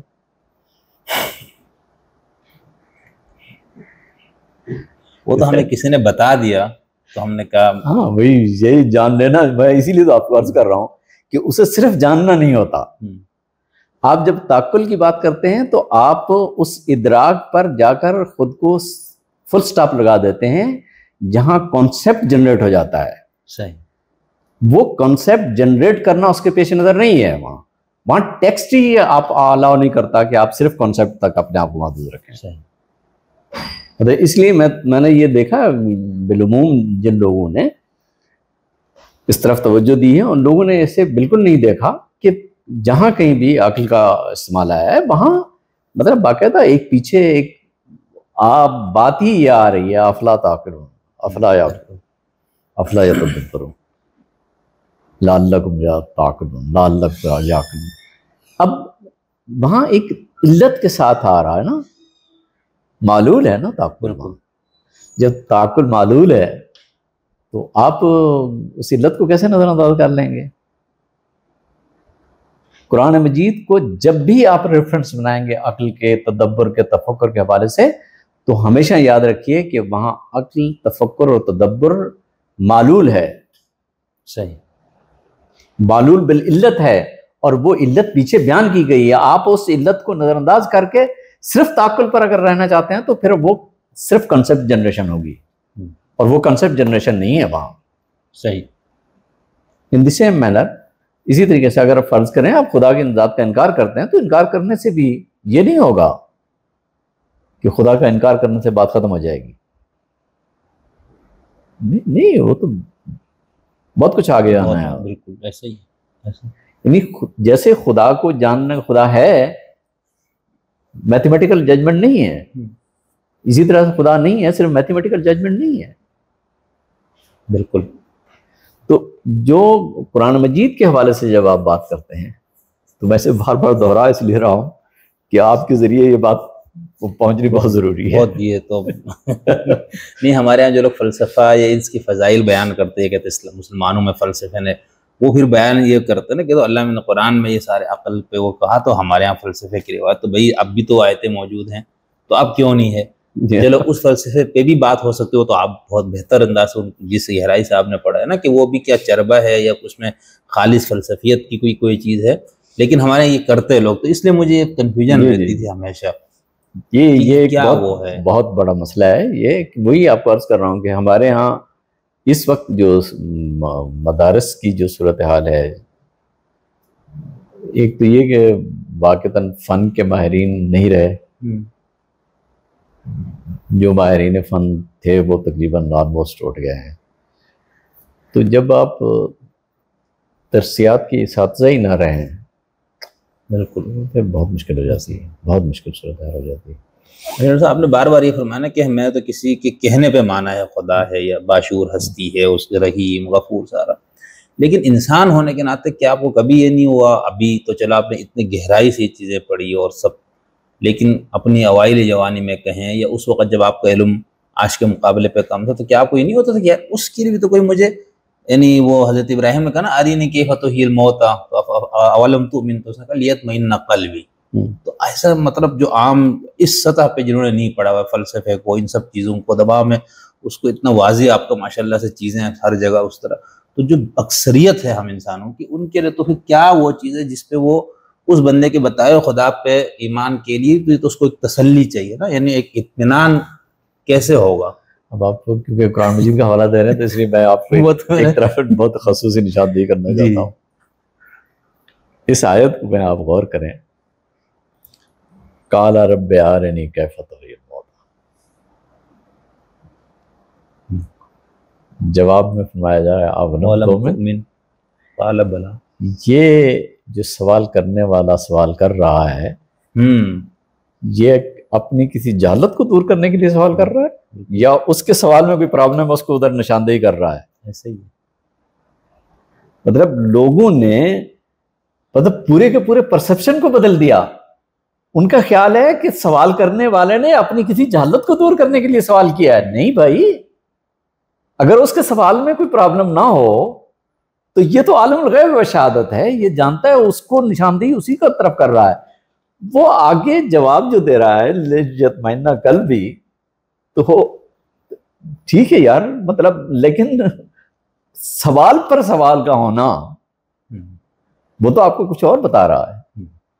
ٹھیک ہے، یعنی اس میں یہ نا اولم تؤمن وہ ہو گیا تو پھر اس کی تو ضرورت ہی نہیں ہے، لیکن جمہور انسانوں کا تو سر مسئلہ ہے نا. یعنی آپ دیکھیں آپ کے ہاں جو صوفیہ نے بھی ایک وہ دیا انسان کی اس فیکلٹی کو لے کے جس میں انسان کو اطمینان بخش ہو جائے کہ خدا اور یہ سب، جو آپ کے متکلمین ان کی بھی کوشش یہی ہے کہ اس کو آپ کے عقلی جو نظری جو تقاضا ہے اس کو تسکین تو ہونا کہ یار نہیں اس طرح کا خدا ہو سکتا ہے یا امکان ہے. یہ میں آپ کو بتاؤں کیا ایمان کی اور علم کے درمیان بنیادی فرق کیا ہے. جی ایک بچہ آتا ہے، وہ آ کر کہتا ہے 2 + 2 4 ہوتے ہیں. میں کہتا ہوں تم ٹھیک کہتے ہو. نبی کہتا ہے اللہ ہے. میں کہتا ہوں تم ٹھیک کہتے ہو. میں نے دونوں جگہ پر تصدیق کی ہے نا. جی. تو یہ دونوں تصدیقیں ایک جیسی ہیں. تصدیقات کا یہاں جو بنیادی فرق ہے اس پہ غور کریں. جب بچے نے کہا ہے 2 + 2 4 ہوتے ہیں نا، تو میں نے کہا تم ٹھیک کہا ہے، میں نے اپنے علم پر اعتماد کرتے ہوئے کہا ہے. ٹھیک. جب نبی یہ کہتا ہے کہ خدا ہے تو میں اس کی ذات پر اعتماد کر رہا ہوں. ٹھیک ہے. دوسرے کی ذات پر اعتماد میں ہمیشہ ایک رسک ہوتا ہے نا. اس رسک کو اون کرنے کا نام ہے ایمان. تھوڑی سی اس کی وضاحت بھی کر دیں تاکہ بہتر انداز سے. یہ بہت گہری بات ہے.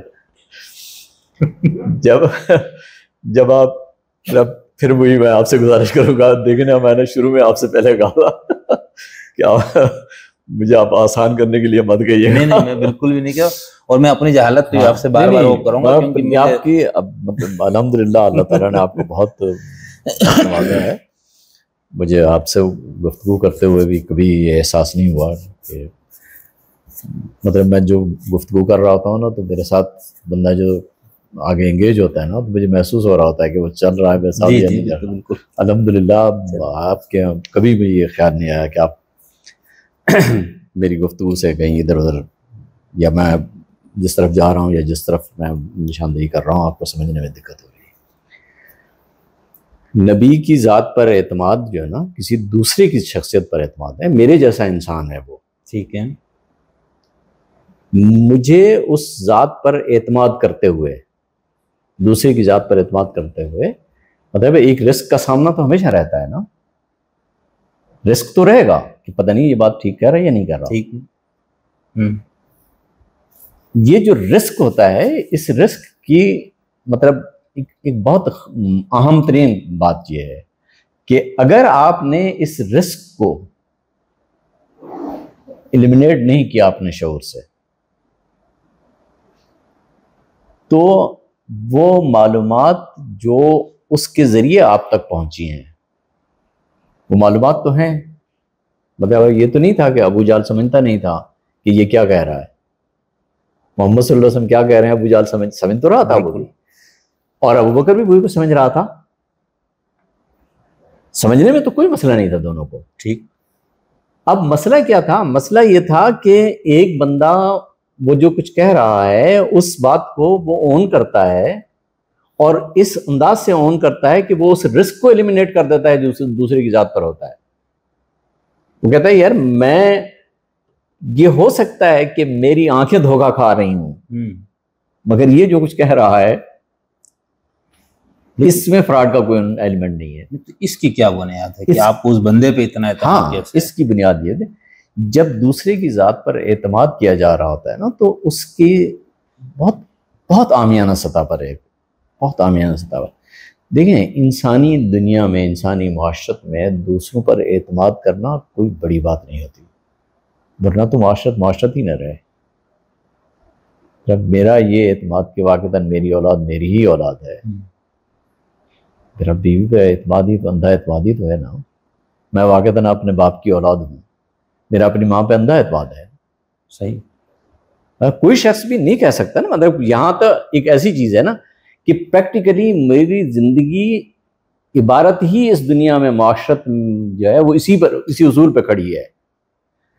اب آ جائیں کہ یہ چیز دنیا میں قابل مشاہدہ اور قابل تجربہ ہے کہ میری بیوی جو کہہ رہی ہے وہ سچ ہے یا جھوٹ ہے، میں اس کو چیک کر سکتا ہوں. جی. لیکن نبی جو بات کر رہا ہے وہ ایک ایسی چیز ہے جو قابل مشاہدہ نہیں ہے، زندگی میں قابل مشاہدہ نہیں ہے. اس کو آپ چیک نہیں کر سکتے. ہاں چیک نہیں کر سکتے. اس لیے وہاں وہ اعتماد کی نیچر بدل جاتی ہے.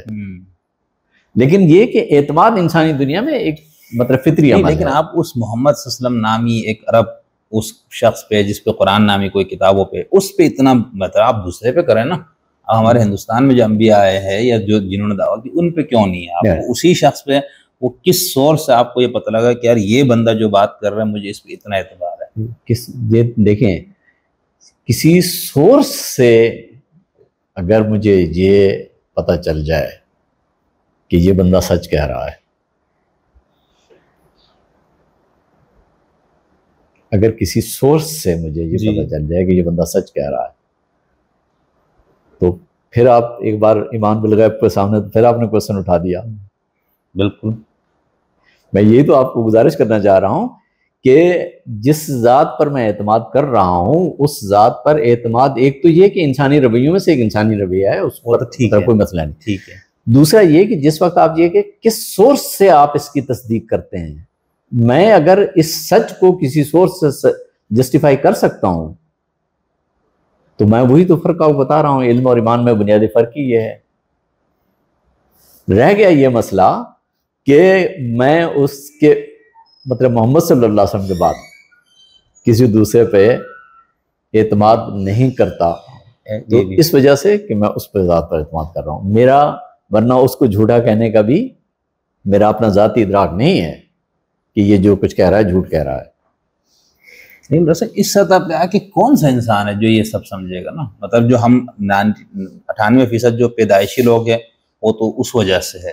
باقی جو 2-3% ہوں گے کیا وہ بھی اس حد تک گہرائی سے یہ بات سمجھتے ہیں؟ کیسے مطلب یعنی مسئلہ یہ ہے کہ جہاں تک تعلق ہے کسی چیز کو گہرائی سے سمجھنے کا، تو یہ ایک چیز کو چنگری صاحب ہمیشہ ذہن میں رکھے کہ ایمان و اعتماد ایک عجیب صورتحال ہوتی ہے. اس کی لاجک ہی ڈفرینٹ ہے.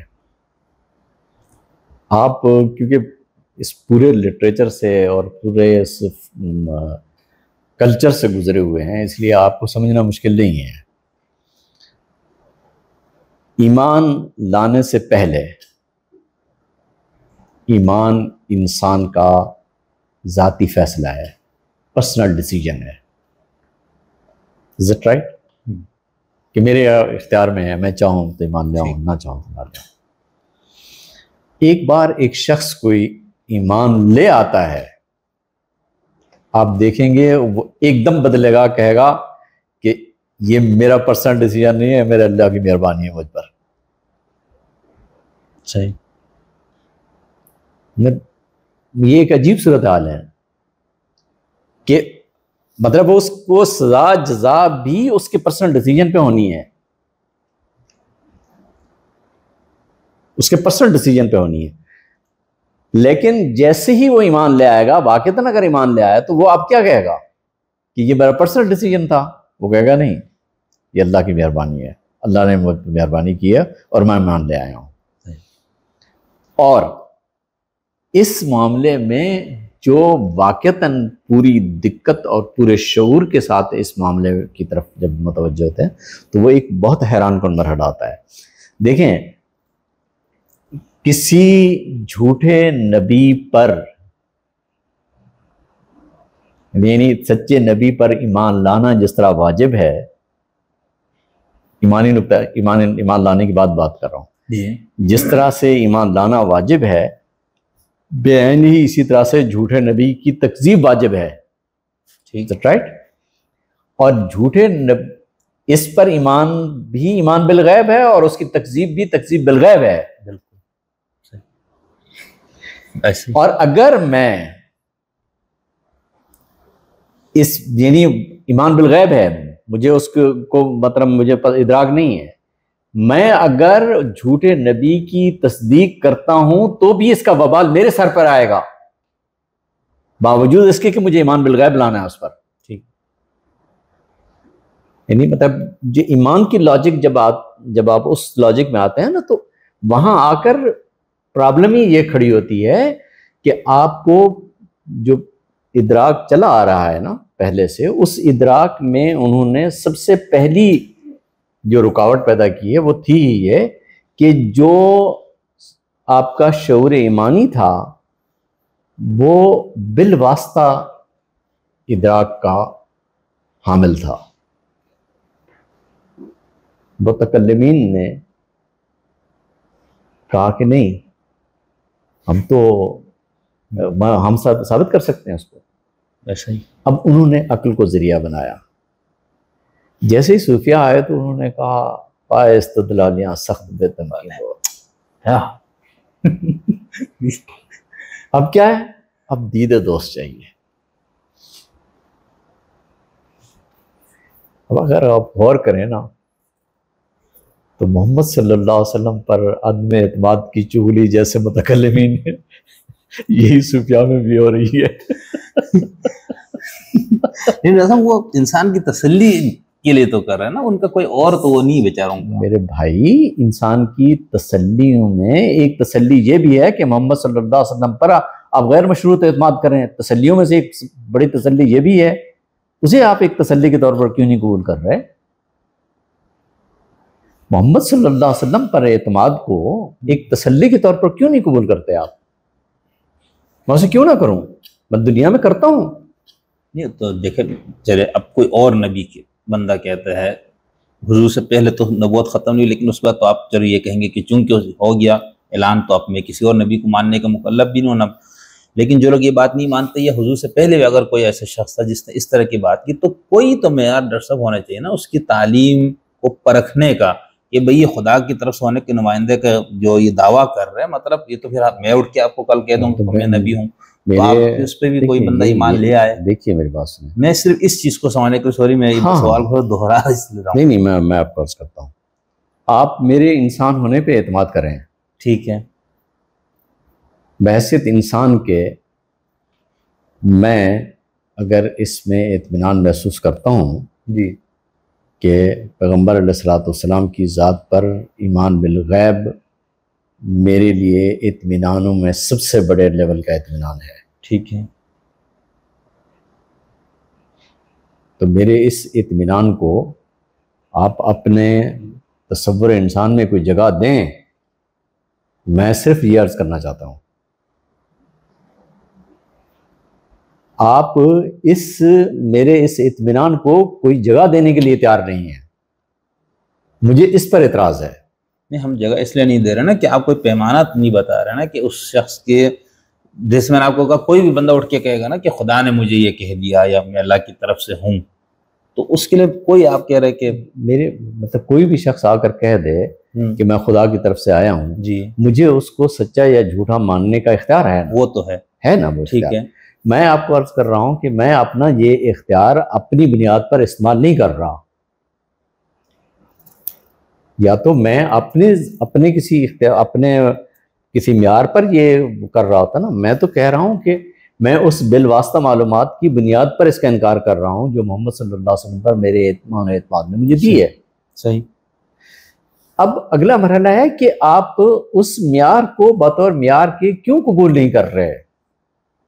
مطلب اس کی کوئی وجہ ہونی چاہیے. بحیثیت انسان کے میرے اندر اگر یہ اعتماد ہے کہ مجھے رسول اللہ صلی اللہ علیہ وسلم کو سچا مانتے ہوئے آپ علیہ الصلوۃ والسلام پر غیر مشروط ایمان و اعتماد میرے لیے قابل اطمینان شے ہے، ٹھیک ہے، بحیثیت انسان کے میں ایک چیز محسوس کر رہا ہوں، ٹھیک ہے، آپ اسے کیوں قبول نہیں کرتے؟ اور میں اگر کسی دوسرے بندے کا انکار کر رہا ہوں تو اس انکار کے پیچھے میرا ذاتی تجربہ کام نہیں کر رہا، جس طرح محمد صلی اللہ علیہ وسلم پر ذاتی تجربہ کام نہیں کر رہا. صحیح. اب پرابلم یہاں پر یہ پیدا ہوتی ہے کہ آپ یہ سمجھتے ہیں کہ مجھے اس دنیا میں رہتے ہوئے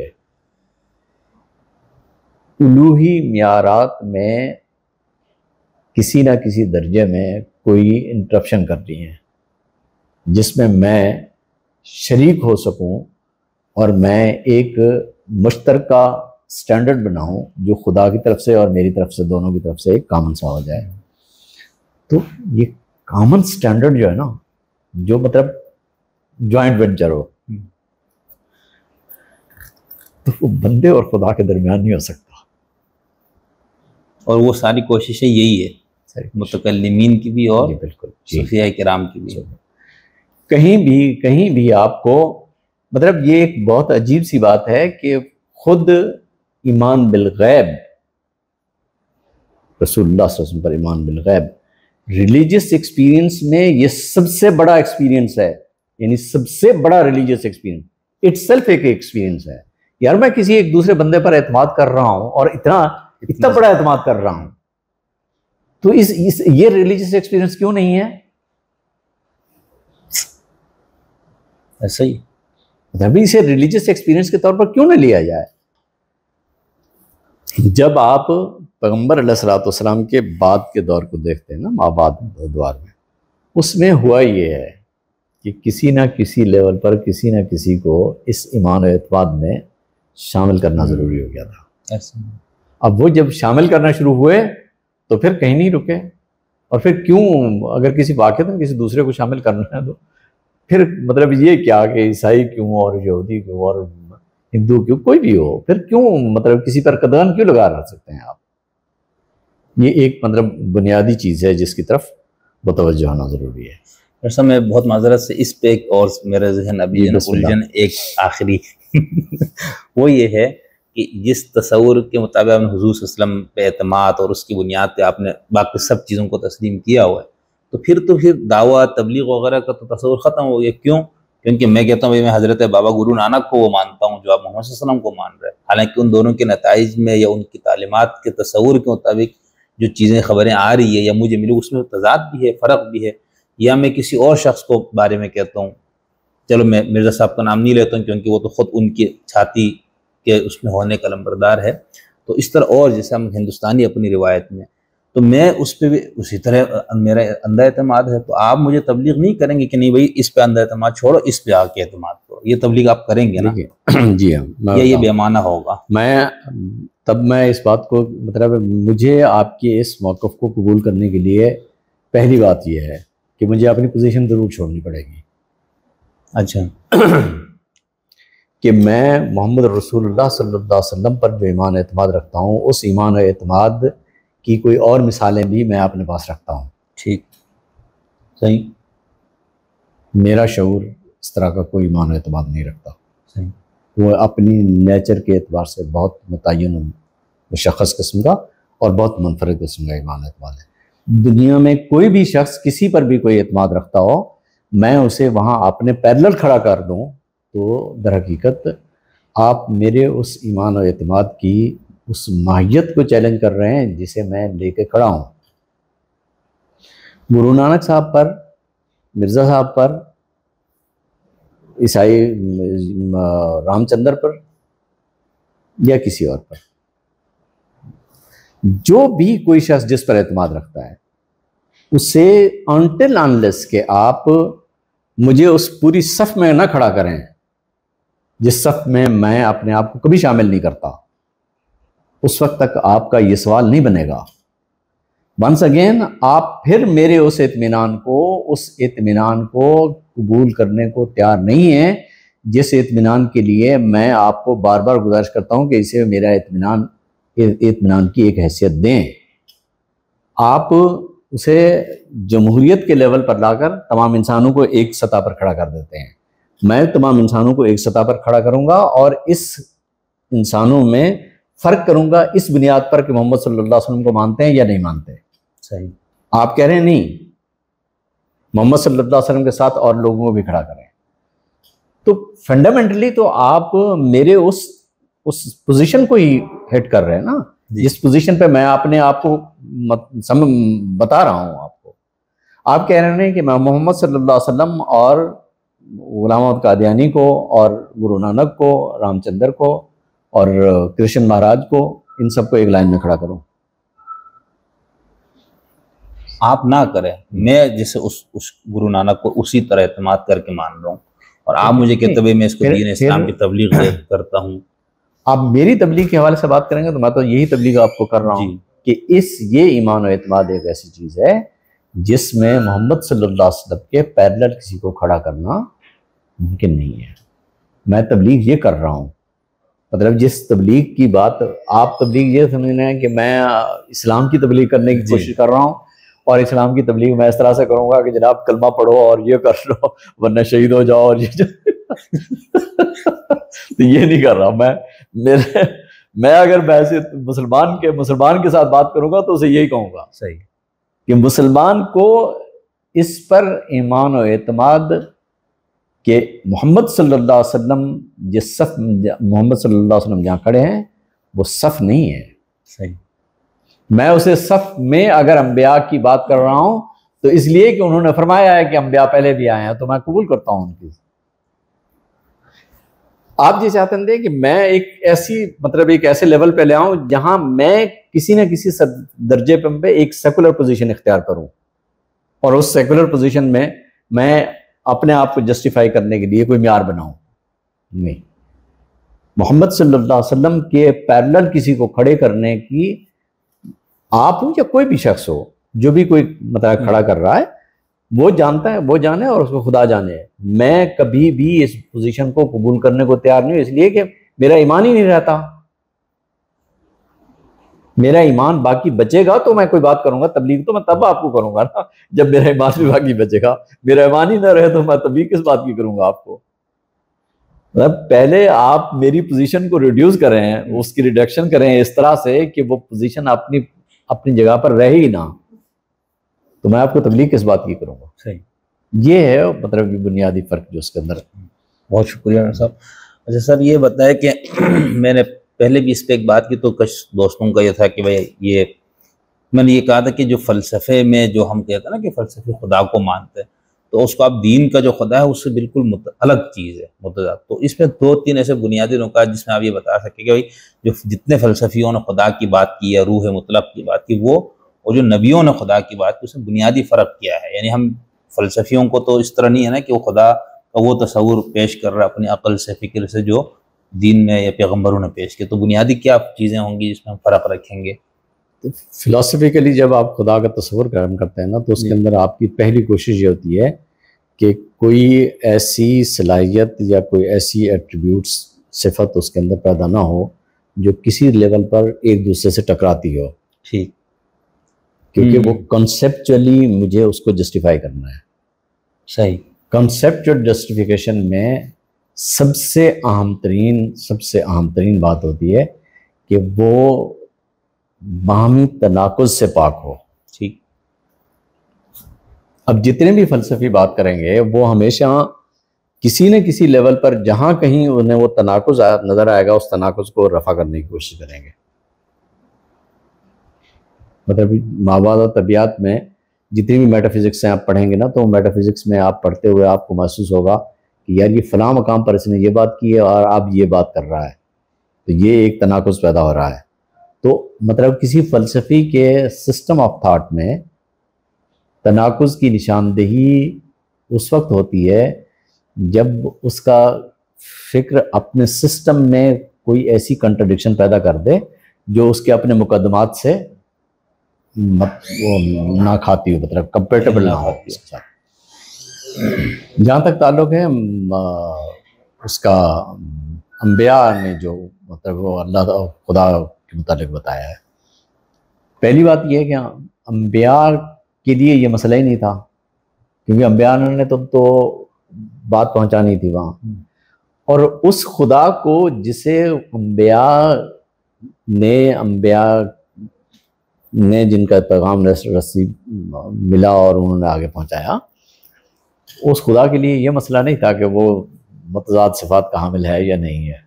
صحیح. اس کے لیے کوئی تھیوریٹیکل کنٹراڈکشن کو رفع کرنا کوئی پرابلم نہیں تھا. تو اس لیے وہ مطلب وہاں پوری کی پوری ایک مکمل آزاد شخصیت ہے جو ہمہ وقت موجود ہے اور ہمہ وقت مطلب وہ اس کی کل یومن ہوا فی شان. اب وہ کل یومن ہوا فی شان کی پوزیشن ایسی ہے کہ آپ کو کنٹرڈکشن وہاں پر آپ کے لیے مسئلہ ہی نہیں بننا، اس لیے کہ وہ مکمل ایک ذات ہے اور اس مکمل ذات کے اندر آپ نے متوجہ ہی اس کے طرف اس نقطہ نظر سے نہیں ہونا کہ آپ نے اس کی کا کوئی تصور قائم کرنا ہے. اس کی بارگاہ میں تو آپ نے کوئی مشکل لے کے جانی ہے نا. دیکھیں خدا اگر اصولی طور پر دیکھیں تو مذہب بندے اور خدا کے درمیان ایک ریلیشن ہے. صحیح. یعنی دوسرے اینڈ پہ خدا ہو اس پہ انسان ہو. اگر خدا اور انسان کا یہ دونوں اینڈ پہ نہ ہو نا، اس اینڈ پہ خدا اور اس اینڈ پہ انسان نہ ہو تو پھر مذہب کا وجود نہیں رہتا. صحیح. مذہب باقی نہیں رہتا. اب جب ان دونوں کے درمیان یہ جو ریلیشن ہے، یہ ریلیشن قائم ہوتا ہے دعا سے. بندے کی طرف سے دعا ہوتی ہے اور خدا کی طرف سے وحی ہوتی ہے. صحیح. اب بندہ خدا کے ساتھ گپ شپ تو نہیں کر سکتا، اسے موسم کا حال تو نہیں پوچھ سکتا. مطلب خدا کے ساتھ اس کی مطلب مذاکرات کیا ہوں گے؟ مطلب بندے کو بندہ سمجھے اور خدا کو خدا سمجھے تو وہاں کمیونیکیشن بس یہ ہے کہ دعا کے لیے جانا ہے مجھے وہاں. میں ہمہ وقت مطلب سراپا افتقار ہوں. میں مطلب میری احتیاج کسی بھی لمحے اس کی ذات کے سامنے ختم ہی نہیں ہوتی. میں اس احتیاج کے ساتھ اس کے سامنے ہوں. اب وہ ایک ایسی ذات ہے جو مطلب انبیاء کے حوالے سے جو ہمیں خدا کا تعارف ملا ہے وہ بہت ہی مختلف ہے. اور یہاں پر فلسفیکلی جو ہے وہ ہے ایک تھیوریٹیکل پرسیپشن ہے. اس تھیوریٹیکل پرسیپشن میں سب سے بڑی ریکوائرمنٹ یہ ہوگی کہ وہ کنٹراڈکشن نہ پیدا کرے. آپ اس کنٹراڈکشن کو نظر انداز کر سکتے ہیں. مثال کے طور پر وحدت الوجود جو بھی کوئی تصور قائم کرے کسی نہ کسی لیول پر ایک ایسی کنٹراڈکشن آ جائے گی کہ جس کو ریزالو کرنے میں آپ کو سالوں لگ جائیں گے. تو آپ مطلب اس پرسیپشن اس کنسیپشن کو سمجھ لیں گے نا کہ مطلب جو کنسیپشن تھا وہ یہ تھا، اس لیے کہ آپ کا بنیادی مقصد ہی کنسیپشن تھا وہاں. لیکن خدا کے حضور میں اس کا ادراک حاصل کرنے، اس کا علم حاصل کرنے کے لیے نہیں جاتا. میری وہاں تمنا کچھ اور ہے، میری آرزو کچھ اور ہے، میرا اس کے ساتھ تعلق کچھ اور ہے. یہ دونوں کا بنیادی فرق ہے. صحیح. تو اب جو انسانی یعنی جو لوگ انکار کرتے ہیں، میں وہ سوال پہلے تھوڑا سا کیا تھا، اب دوبارہ اس حوالے سے ایک بات دوبارہ آ رہی ہے. تو وہ یہ کہتے ہوئے دیکھو ہمیں پہلے بیماری ہوتی تھی، ہم دعا کرتے تھے اللہ میاں یہ کر دے وہ کر دے، سر میں درد ہے پہلے لوگوں کو. پھر اب جو نفسیاتی مسائل آنا شروع، ہم نے کہا اچھا جی اس کے اندر کوئی روح ہے فلانا. اب وہ کہتے ہیں سب ہم نے حل کر دیا نا، میڈیکل سائنس اور کہ بھائی یہ بیماریاں ہیں، یہ اسباب ہے، ادھر کدھر تم نے خدا کی احتیاج وغیرہ. تو اس بنیاد کو کہتے ہیں اب احتیاج نہیں ہے. تو اب کس بنیاد پہ خدا کی احتیاج کا جہاں تک تعلق ہے، خدا کی احتیاج کا تعلق میرے مطلب کبھی آپ نے غور کیا ہو کہ سر درد ہو رہا ہو مجھے اور میں ڈسپرین کی ٹیبلٹ کھا لوں تو سر درد چلا جائے گا. مجھے جیسے ہی یہ پتہ چلے گا تو مجھے خدا کے حضور دعا کرنے کی ضرورت تو محسوس نہیں ہوگی. انسان اپنی احتیاج کا ادراک اس وقت کرتا ہے جب وہ واقعتاً اپنی احتیاج سے واقف ہوتا ہے. جیسے مثال میں آپ کو عرض کیا، میں ایک اچھا انسان بننا چاہتا ہوں، کون سی گولی کھاؤں گا اور میں جھوٹ بولنا چھوڑ دوں گا؟ انسانوں نے بڑے خیالات پیش کیے ہوئے ڈاکٹر صاحب، انسانوں نے اپنے عقل و فکر سے بڑے خیالات پیش کیے ہوئے انسان بننے کے لیے. نہیں کنفرملی تو وہاں پوری ہو گئی میری. معاملہ یہ ہے واقعتاً ایسا ہو گیا. پریکٹیکل ریالٹی میں کیا ہے، مطلب میں کسی دوسرے کے متعلق تو بہت کچھ سوچ سکتا ہوں نا کہ وہ یہ ہو گیا اور وہ ہو گیا، اس کو چھوڑ دیجیے. مطلب میرے لیے انسان کا ماڈل اگر کوئی ہے تو خضر یاسین ہے نا. میں دوسروں کے متعلق تو صرف خوش فہمی رکھ سکتا ہوں نا. صحیح. خضر یاسین کی حقیقت کیا ہے؟ یہ چاہتا ہے کہ میں جھوٹ بولنا چھوڑ دوں. کوشش کی ہے، بہت کوشش کی ہے، باقی جھوٹ بولنا چھوڑ دیا میں نے. کبھی اپنے اندر سے پوچھیں، ہاں بھائی کریم بخش اللہ دیتا نور محمد ذرا بتا کہ میں نے واقعتاً جھوٹ بولنا چھوڑ دیا. اندر سے آواز آئے گی نہیں.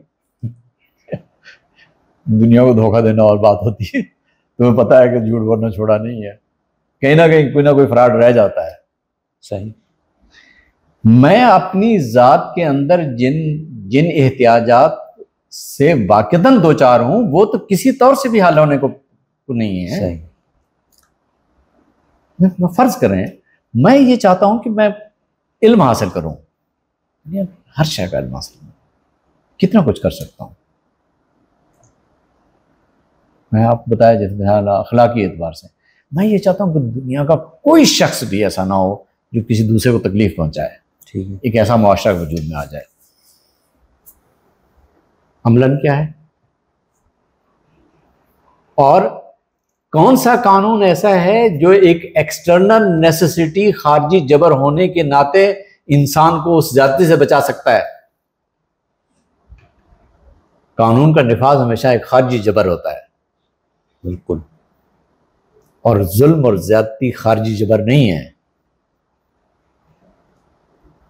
یہ انسان کے اندر کا خبث ہوتا ہے. کیا بات. اور وہ کہیں بھی ظاہر ہوتا ہے اور اتنے برے طریقے سے ظاہر ہوتا ہے کہ خدا کی پناہ. اور اگر وہ خدا کی طرف سے مطلب وہ خدا کا لبادہ پہن لے تو پھر مطلب بے گناہ انسانوں کے سامنے بم پھٹانا بھی مسئلہ نہیں رہے گا، ثواب ہو جائے گا، ثواب بن جائے گا. تو جو مطلب خدا کی احتیاج کا جہاں تک تعلق ہے وہ میرے انسان ہونے سے وابستہ ہے. صحیح صحیح صحیح. وہ کبھی رفع نہیں ہوتی. بہت زبردست. وہ احتیاط سے پھر ہمارا دماغ دوسری طرف بھی جاتا ہے، شاید زیادہ لوگوں کو بھی جاتا ہوگا. اچھا ڈاکٹر صاحب، اس میں جو ہم جب اسی سے میں آپ سے یہ پوچھنا چاہ رہا ہوں کہ جو تصور انسان جو قرآن مجید میں آپ پیش کریں گے وہ کیا ہے اور سیکولر فلسفے میں کیا ہے؟ دوسرا یہ کہ جب ہم یہ پڑھتے ہیں نا کہ انسان کیسے بھائی اس کائنات کے اندر ایک دم کہاں سے آیا، تو اس پہ ایک سوال، اس کا ایک جواب ہمیں ارتقاء کے نظریے نے دیا ہوا ہے، اور اس کے اندر پھر کئی خدا اور یہ ساری چیزوں کی ضرورت اتنی نہیں رہتی. ایک طرف دوسری طرف ہمیں قرآن کی کچھ آیات اور پھر اس کے اوپر جو مفسرین نے حاشیہ سازی کی اس سے ایک بالکل الگ تصور آ رہا ہوتا. تو آپ نے ماشاء اللہ سے سیکولر علم کو، یعنی جس کو میں فلسفہ انسانیت، اس کو جس گہرائی سے آپ نے پڑھا ہوا ہے، اور دوسری طرف قرآن مجید کو اتنی گہرائی سے، تو پھر آپ اس مسئلے کو کس طرح دیکھتے ہیں؟ یعنی انسان کیا ہے حقیقت کے اعتبار سے اور وجود میں آنے کے اعتبار سے، ارتقاء وغیرہ کے نظریہ. یہ دیکھیں انسان کیا ہے، اس کا مطلب ایک تو یہ کہ مجھے انسان کے متعلق ایک میٹافزیکل ازمپشن ڈیولپ کرنا ہے کہ انسان یہ ہے اور وہ ہے. اچھا، اس کا ایک ماضی ہے، اس کا ایک حال ہے اور ایک اس کا مستقبل ہے. انسان کا ایک ماضی، حال اور ایک مستقبل ہے. میں ماضی کے متعلق ایک تصور رکھتا ہوں، حال میں میرا ایک تجربہ ہے اور مستقبل کے متعلق میرا ایک ازمپشن ہے. ٹھیک. انسان کے متعلق میں بحیثیت انسان جو بھی تصور قائم کروں گا وہ میرے اس تجربے کی اگر بنیاد پر ہو جسے میں پریکٹیکل لائف میں حاصل کرتا ہوں. تو فرض کریں دولت شاہ کے چوہے دیکھیں آپ نے؟ جی. آج سے 6000 سال بعد 4-5 دولت شاہ کے چوہوں کے سر مل جائیں اور 5000 سال بعد کا انسان یہ خیال کرے کہ اس دور میں رہنے والے سارے دولت شاہ کے چوہے تھے، تو ہم سارے دولت شاہ کے چوہے ہیں.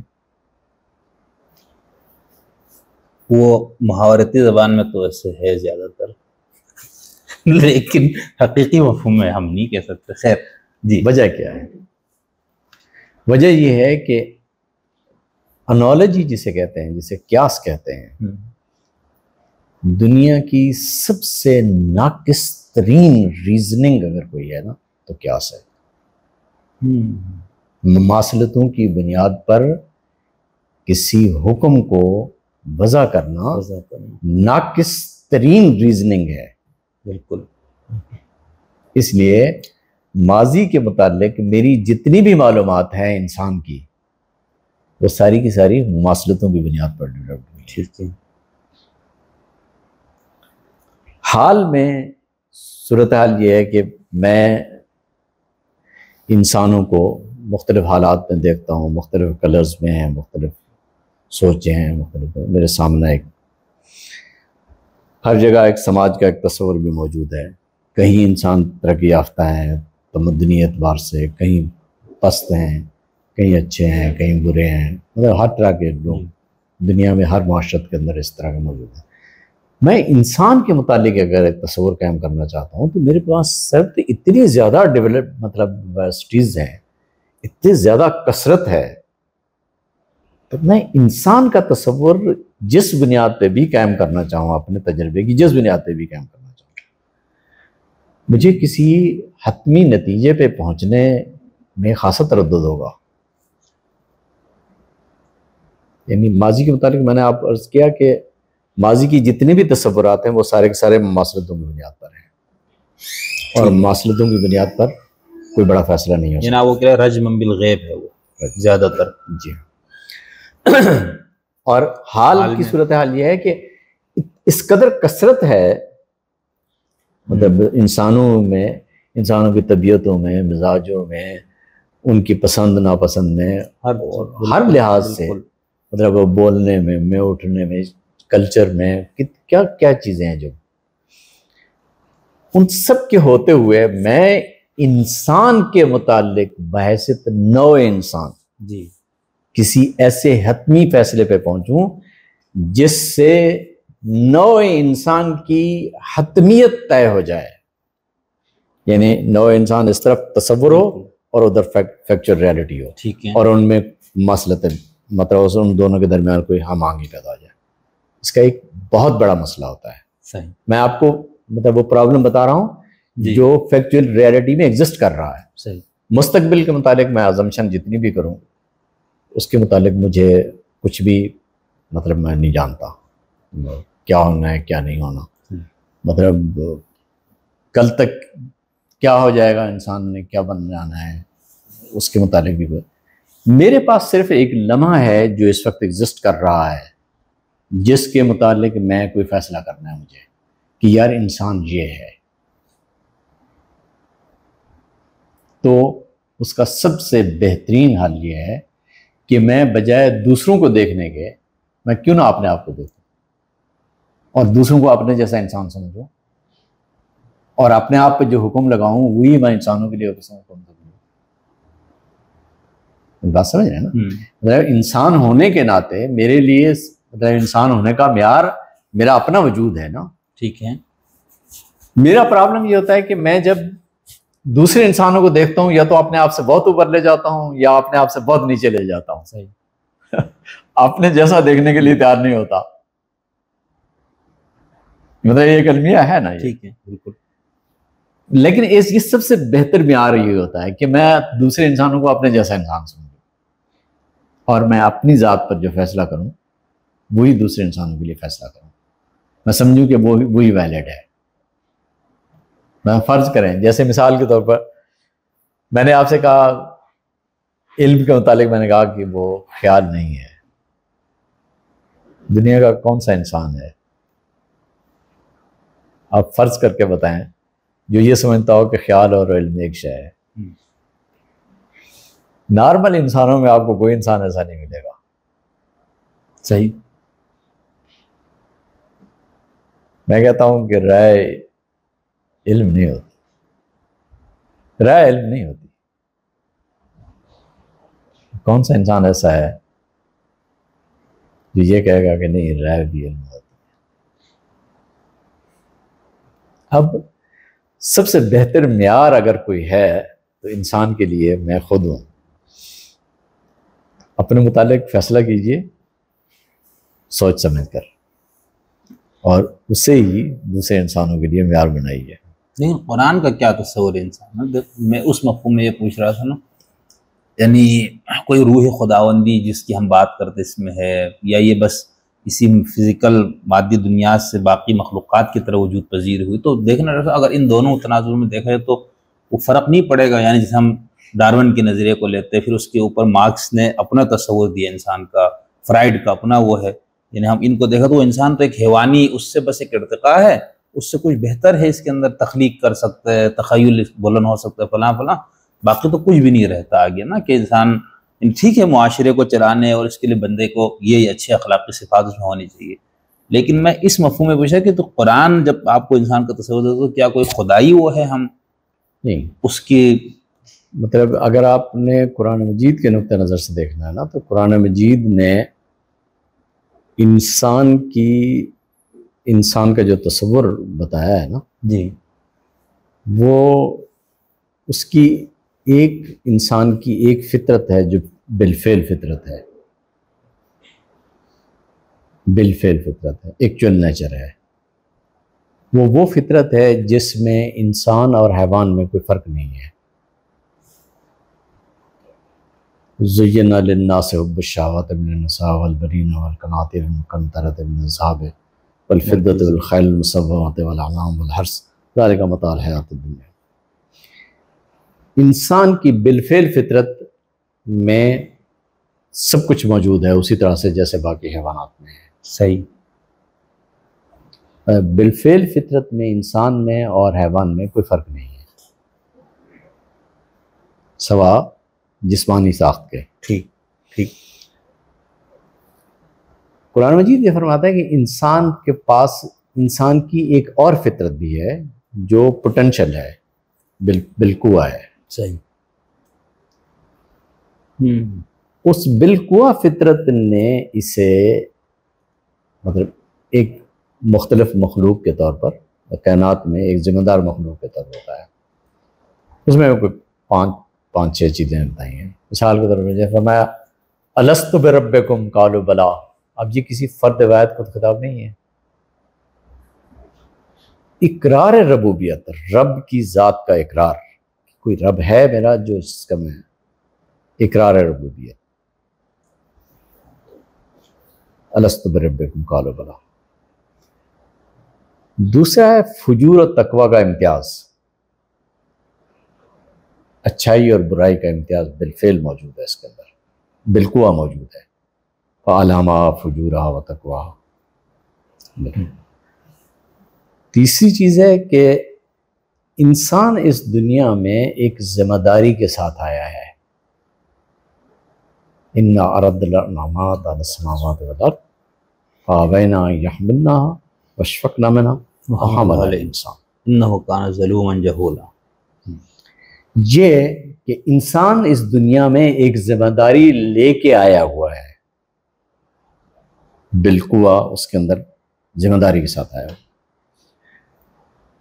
پھر ہے کہ انسان کو پتہ ہوتا ہے اپنے بارے میں کہ میری پوزیشن کیا ہے، کہ میں نے جو کچھ کیا ہے وہ ہے یہ ٹھیک ہے یا نہیں ہے.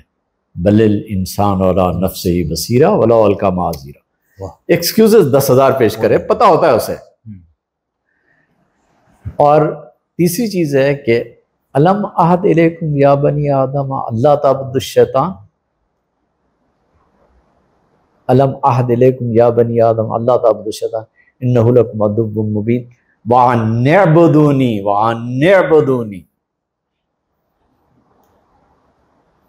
یعنی شیطان سے دوری اختیار کرنا اور رب کی عبادت کرنا، یہ اس کی فطرت کا ایک حصہ ہے.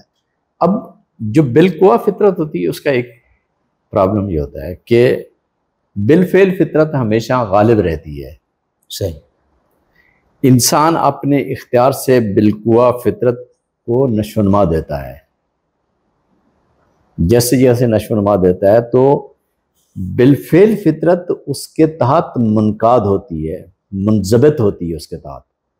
بالقوا فطرت جیسے جیسے نشو و نما پاتی ہے اسی طرح سے بالفعل فطرت منضبط و منقاد ہوتی ہے. بالفعل فطرت کو ختم نہیں کرنا ہوتا. حیوانی فطرت ہے تو انسان ہے، وہ ختم ہو جائے گا تو انسان ختم ہو جائے گا. بالکل. وہ اس کی زندگی کا اہم ترین حصہ ہے. ٹھیک. تو جو قرآن مجید کا تصور ہے انسان کا وہ یہ ہے کہ اس کی جو بالفعل فطرت ہے وہ جب بالقوا فطرت کے سامنے آتی ہے اور بالقوا فطرت کے مقابلے میں نشو و نما یافتہ ہوتی ہے تو بالقوا فطرت اس کے تحت منضبط و منقاد ہوتی ہے. تو یہ انسان وہ انسان ہوتا ہے جسے انسان مرتضیٰ کہتے ہیں. صحیح. بالقوا فطرت کا ایک اور المیہ یہ ہوتا ہے کہ اگر آپ اس کی طرف توجہ نہ دیں نا تو وہ انیشل لیول پر تو تھوڑے بہت جمپ کرتی ہے، وہ ابال آتا رہتا ہے اس میں، لیکن آہستہ آہستہ دبنے دبتے دبتے بالکل کل معدوم ہو جاتی ہے. صحیح. اب آپ کے سامنے ہے کہ آپ نے اس کو نشو و نما دینی ہے یا نہیں دینی. اگر آپ نے اس کی طرف نشو و نما نہیں دینی تو اس نے آہستہ آہستہ دبنا شروع کر دینا ہے. جب یہ دب جائے گی تو بالفعل فطرت آپ کو ایسے انسان ملیں گے جو جرم کو جرم ہی نہیں سمجھتے. یہ نہیں ہوتا کہ ان کے نزدیک جرم نہیں ہوتا، انہیں کوئی مسئلہ درپیش نہیں ہوگا. تو اس لیے جو قرآن مجید کا تصور ہے انسان کا وہ بہت ہی مختلف ہے. اس میں بالقوا اور بالفعل فطرت کی یہ تقسیم موجود ہے کہ یہ اس طرح سے موجود ہے. اگر آپ اس کی نشو و نما کریں گے، آپ اس کو وہ ماحول فراہم کریں جس میں بالقوا فطرت نشو و نما یافتہ ہو اور وہ ایک طاقتور قوت بن کر بالقوا بالفعل فطرت کو منضبط کر دے، منقاد بنا دے، تو پھر وہ آپ کی مطلب جو بالفعل فطرت ہے وہ اس کے تحت آ جاتی ہے. یہ ہے قرآن مجید کا تصور. باقی رہ گیا دیکھیں جو تو وہ اخبارات ہیں جیسے مثال کے طور پر فَأَلْهَمَهَا فُجُورَهَا وَتَقْوَاهَا یا الست بربکم، یہ وہ چیزیں ہیں جن کی میرا ڈائریکٹ معلومات نہیں ہے، یہ میری بلا واسطہ معلومات نہیں ہے، جی بالکل، میں اس میں کوئی کمی بیشی نہیں کر سکتا. میں اس پر اگر قرآن مجید کے مطلب مختلف پارٹس کو لے کر ایک میٹا فزکس ڈیولپ کرتا ہوں اور ایک ایسا تصور انسان ڈیولپ کرتا ہوں جو خدا اور انسان کے درمیان ایک ایسا ریلیشن بن جائے کہ دونوں کے درمیان ایک گریڈیشن کا ڈفرنس ہو، کہ خدا بہت بڑا انسان ہو اور انسان بہت چھوٹا خدا ہو.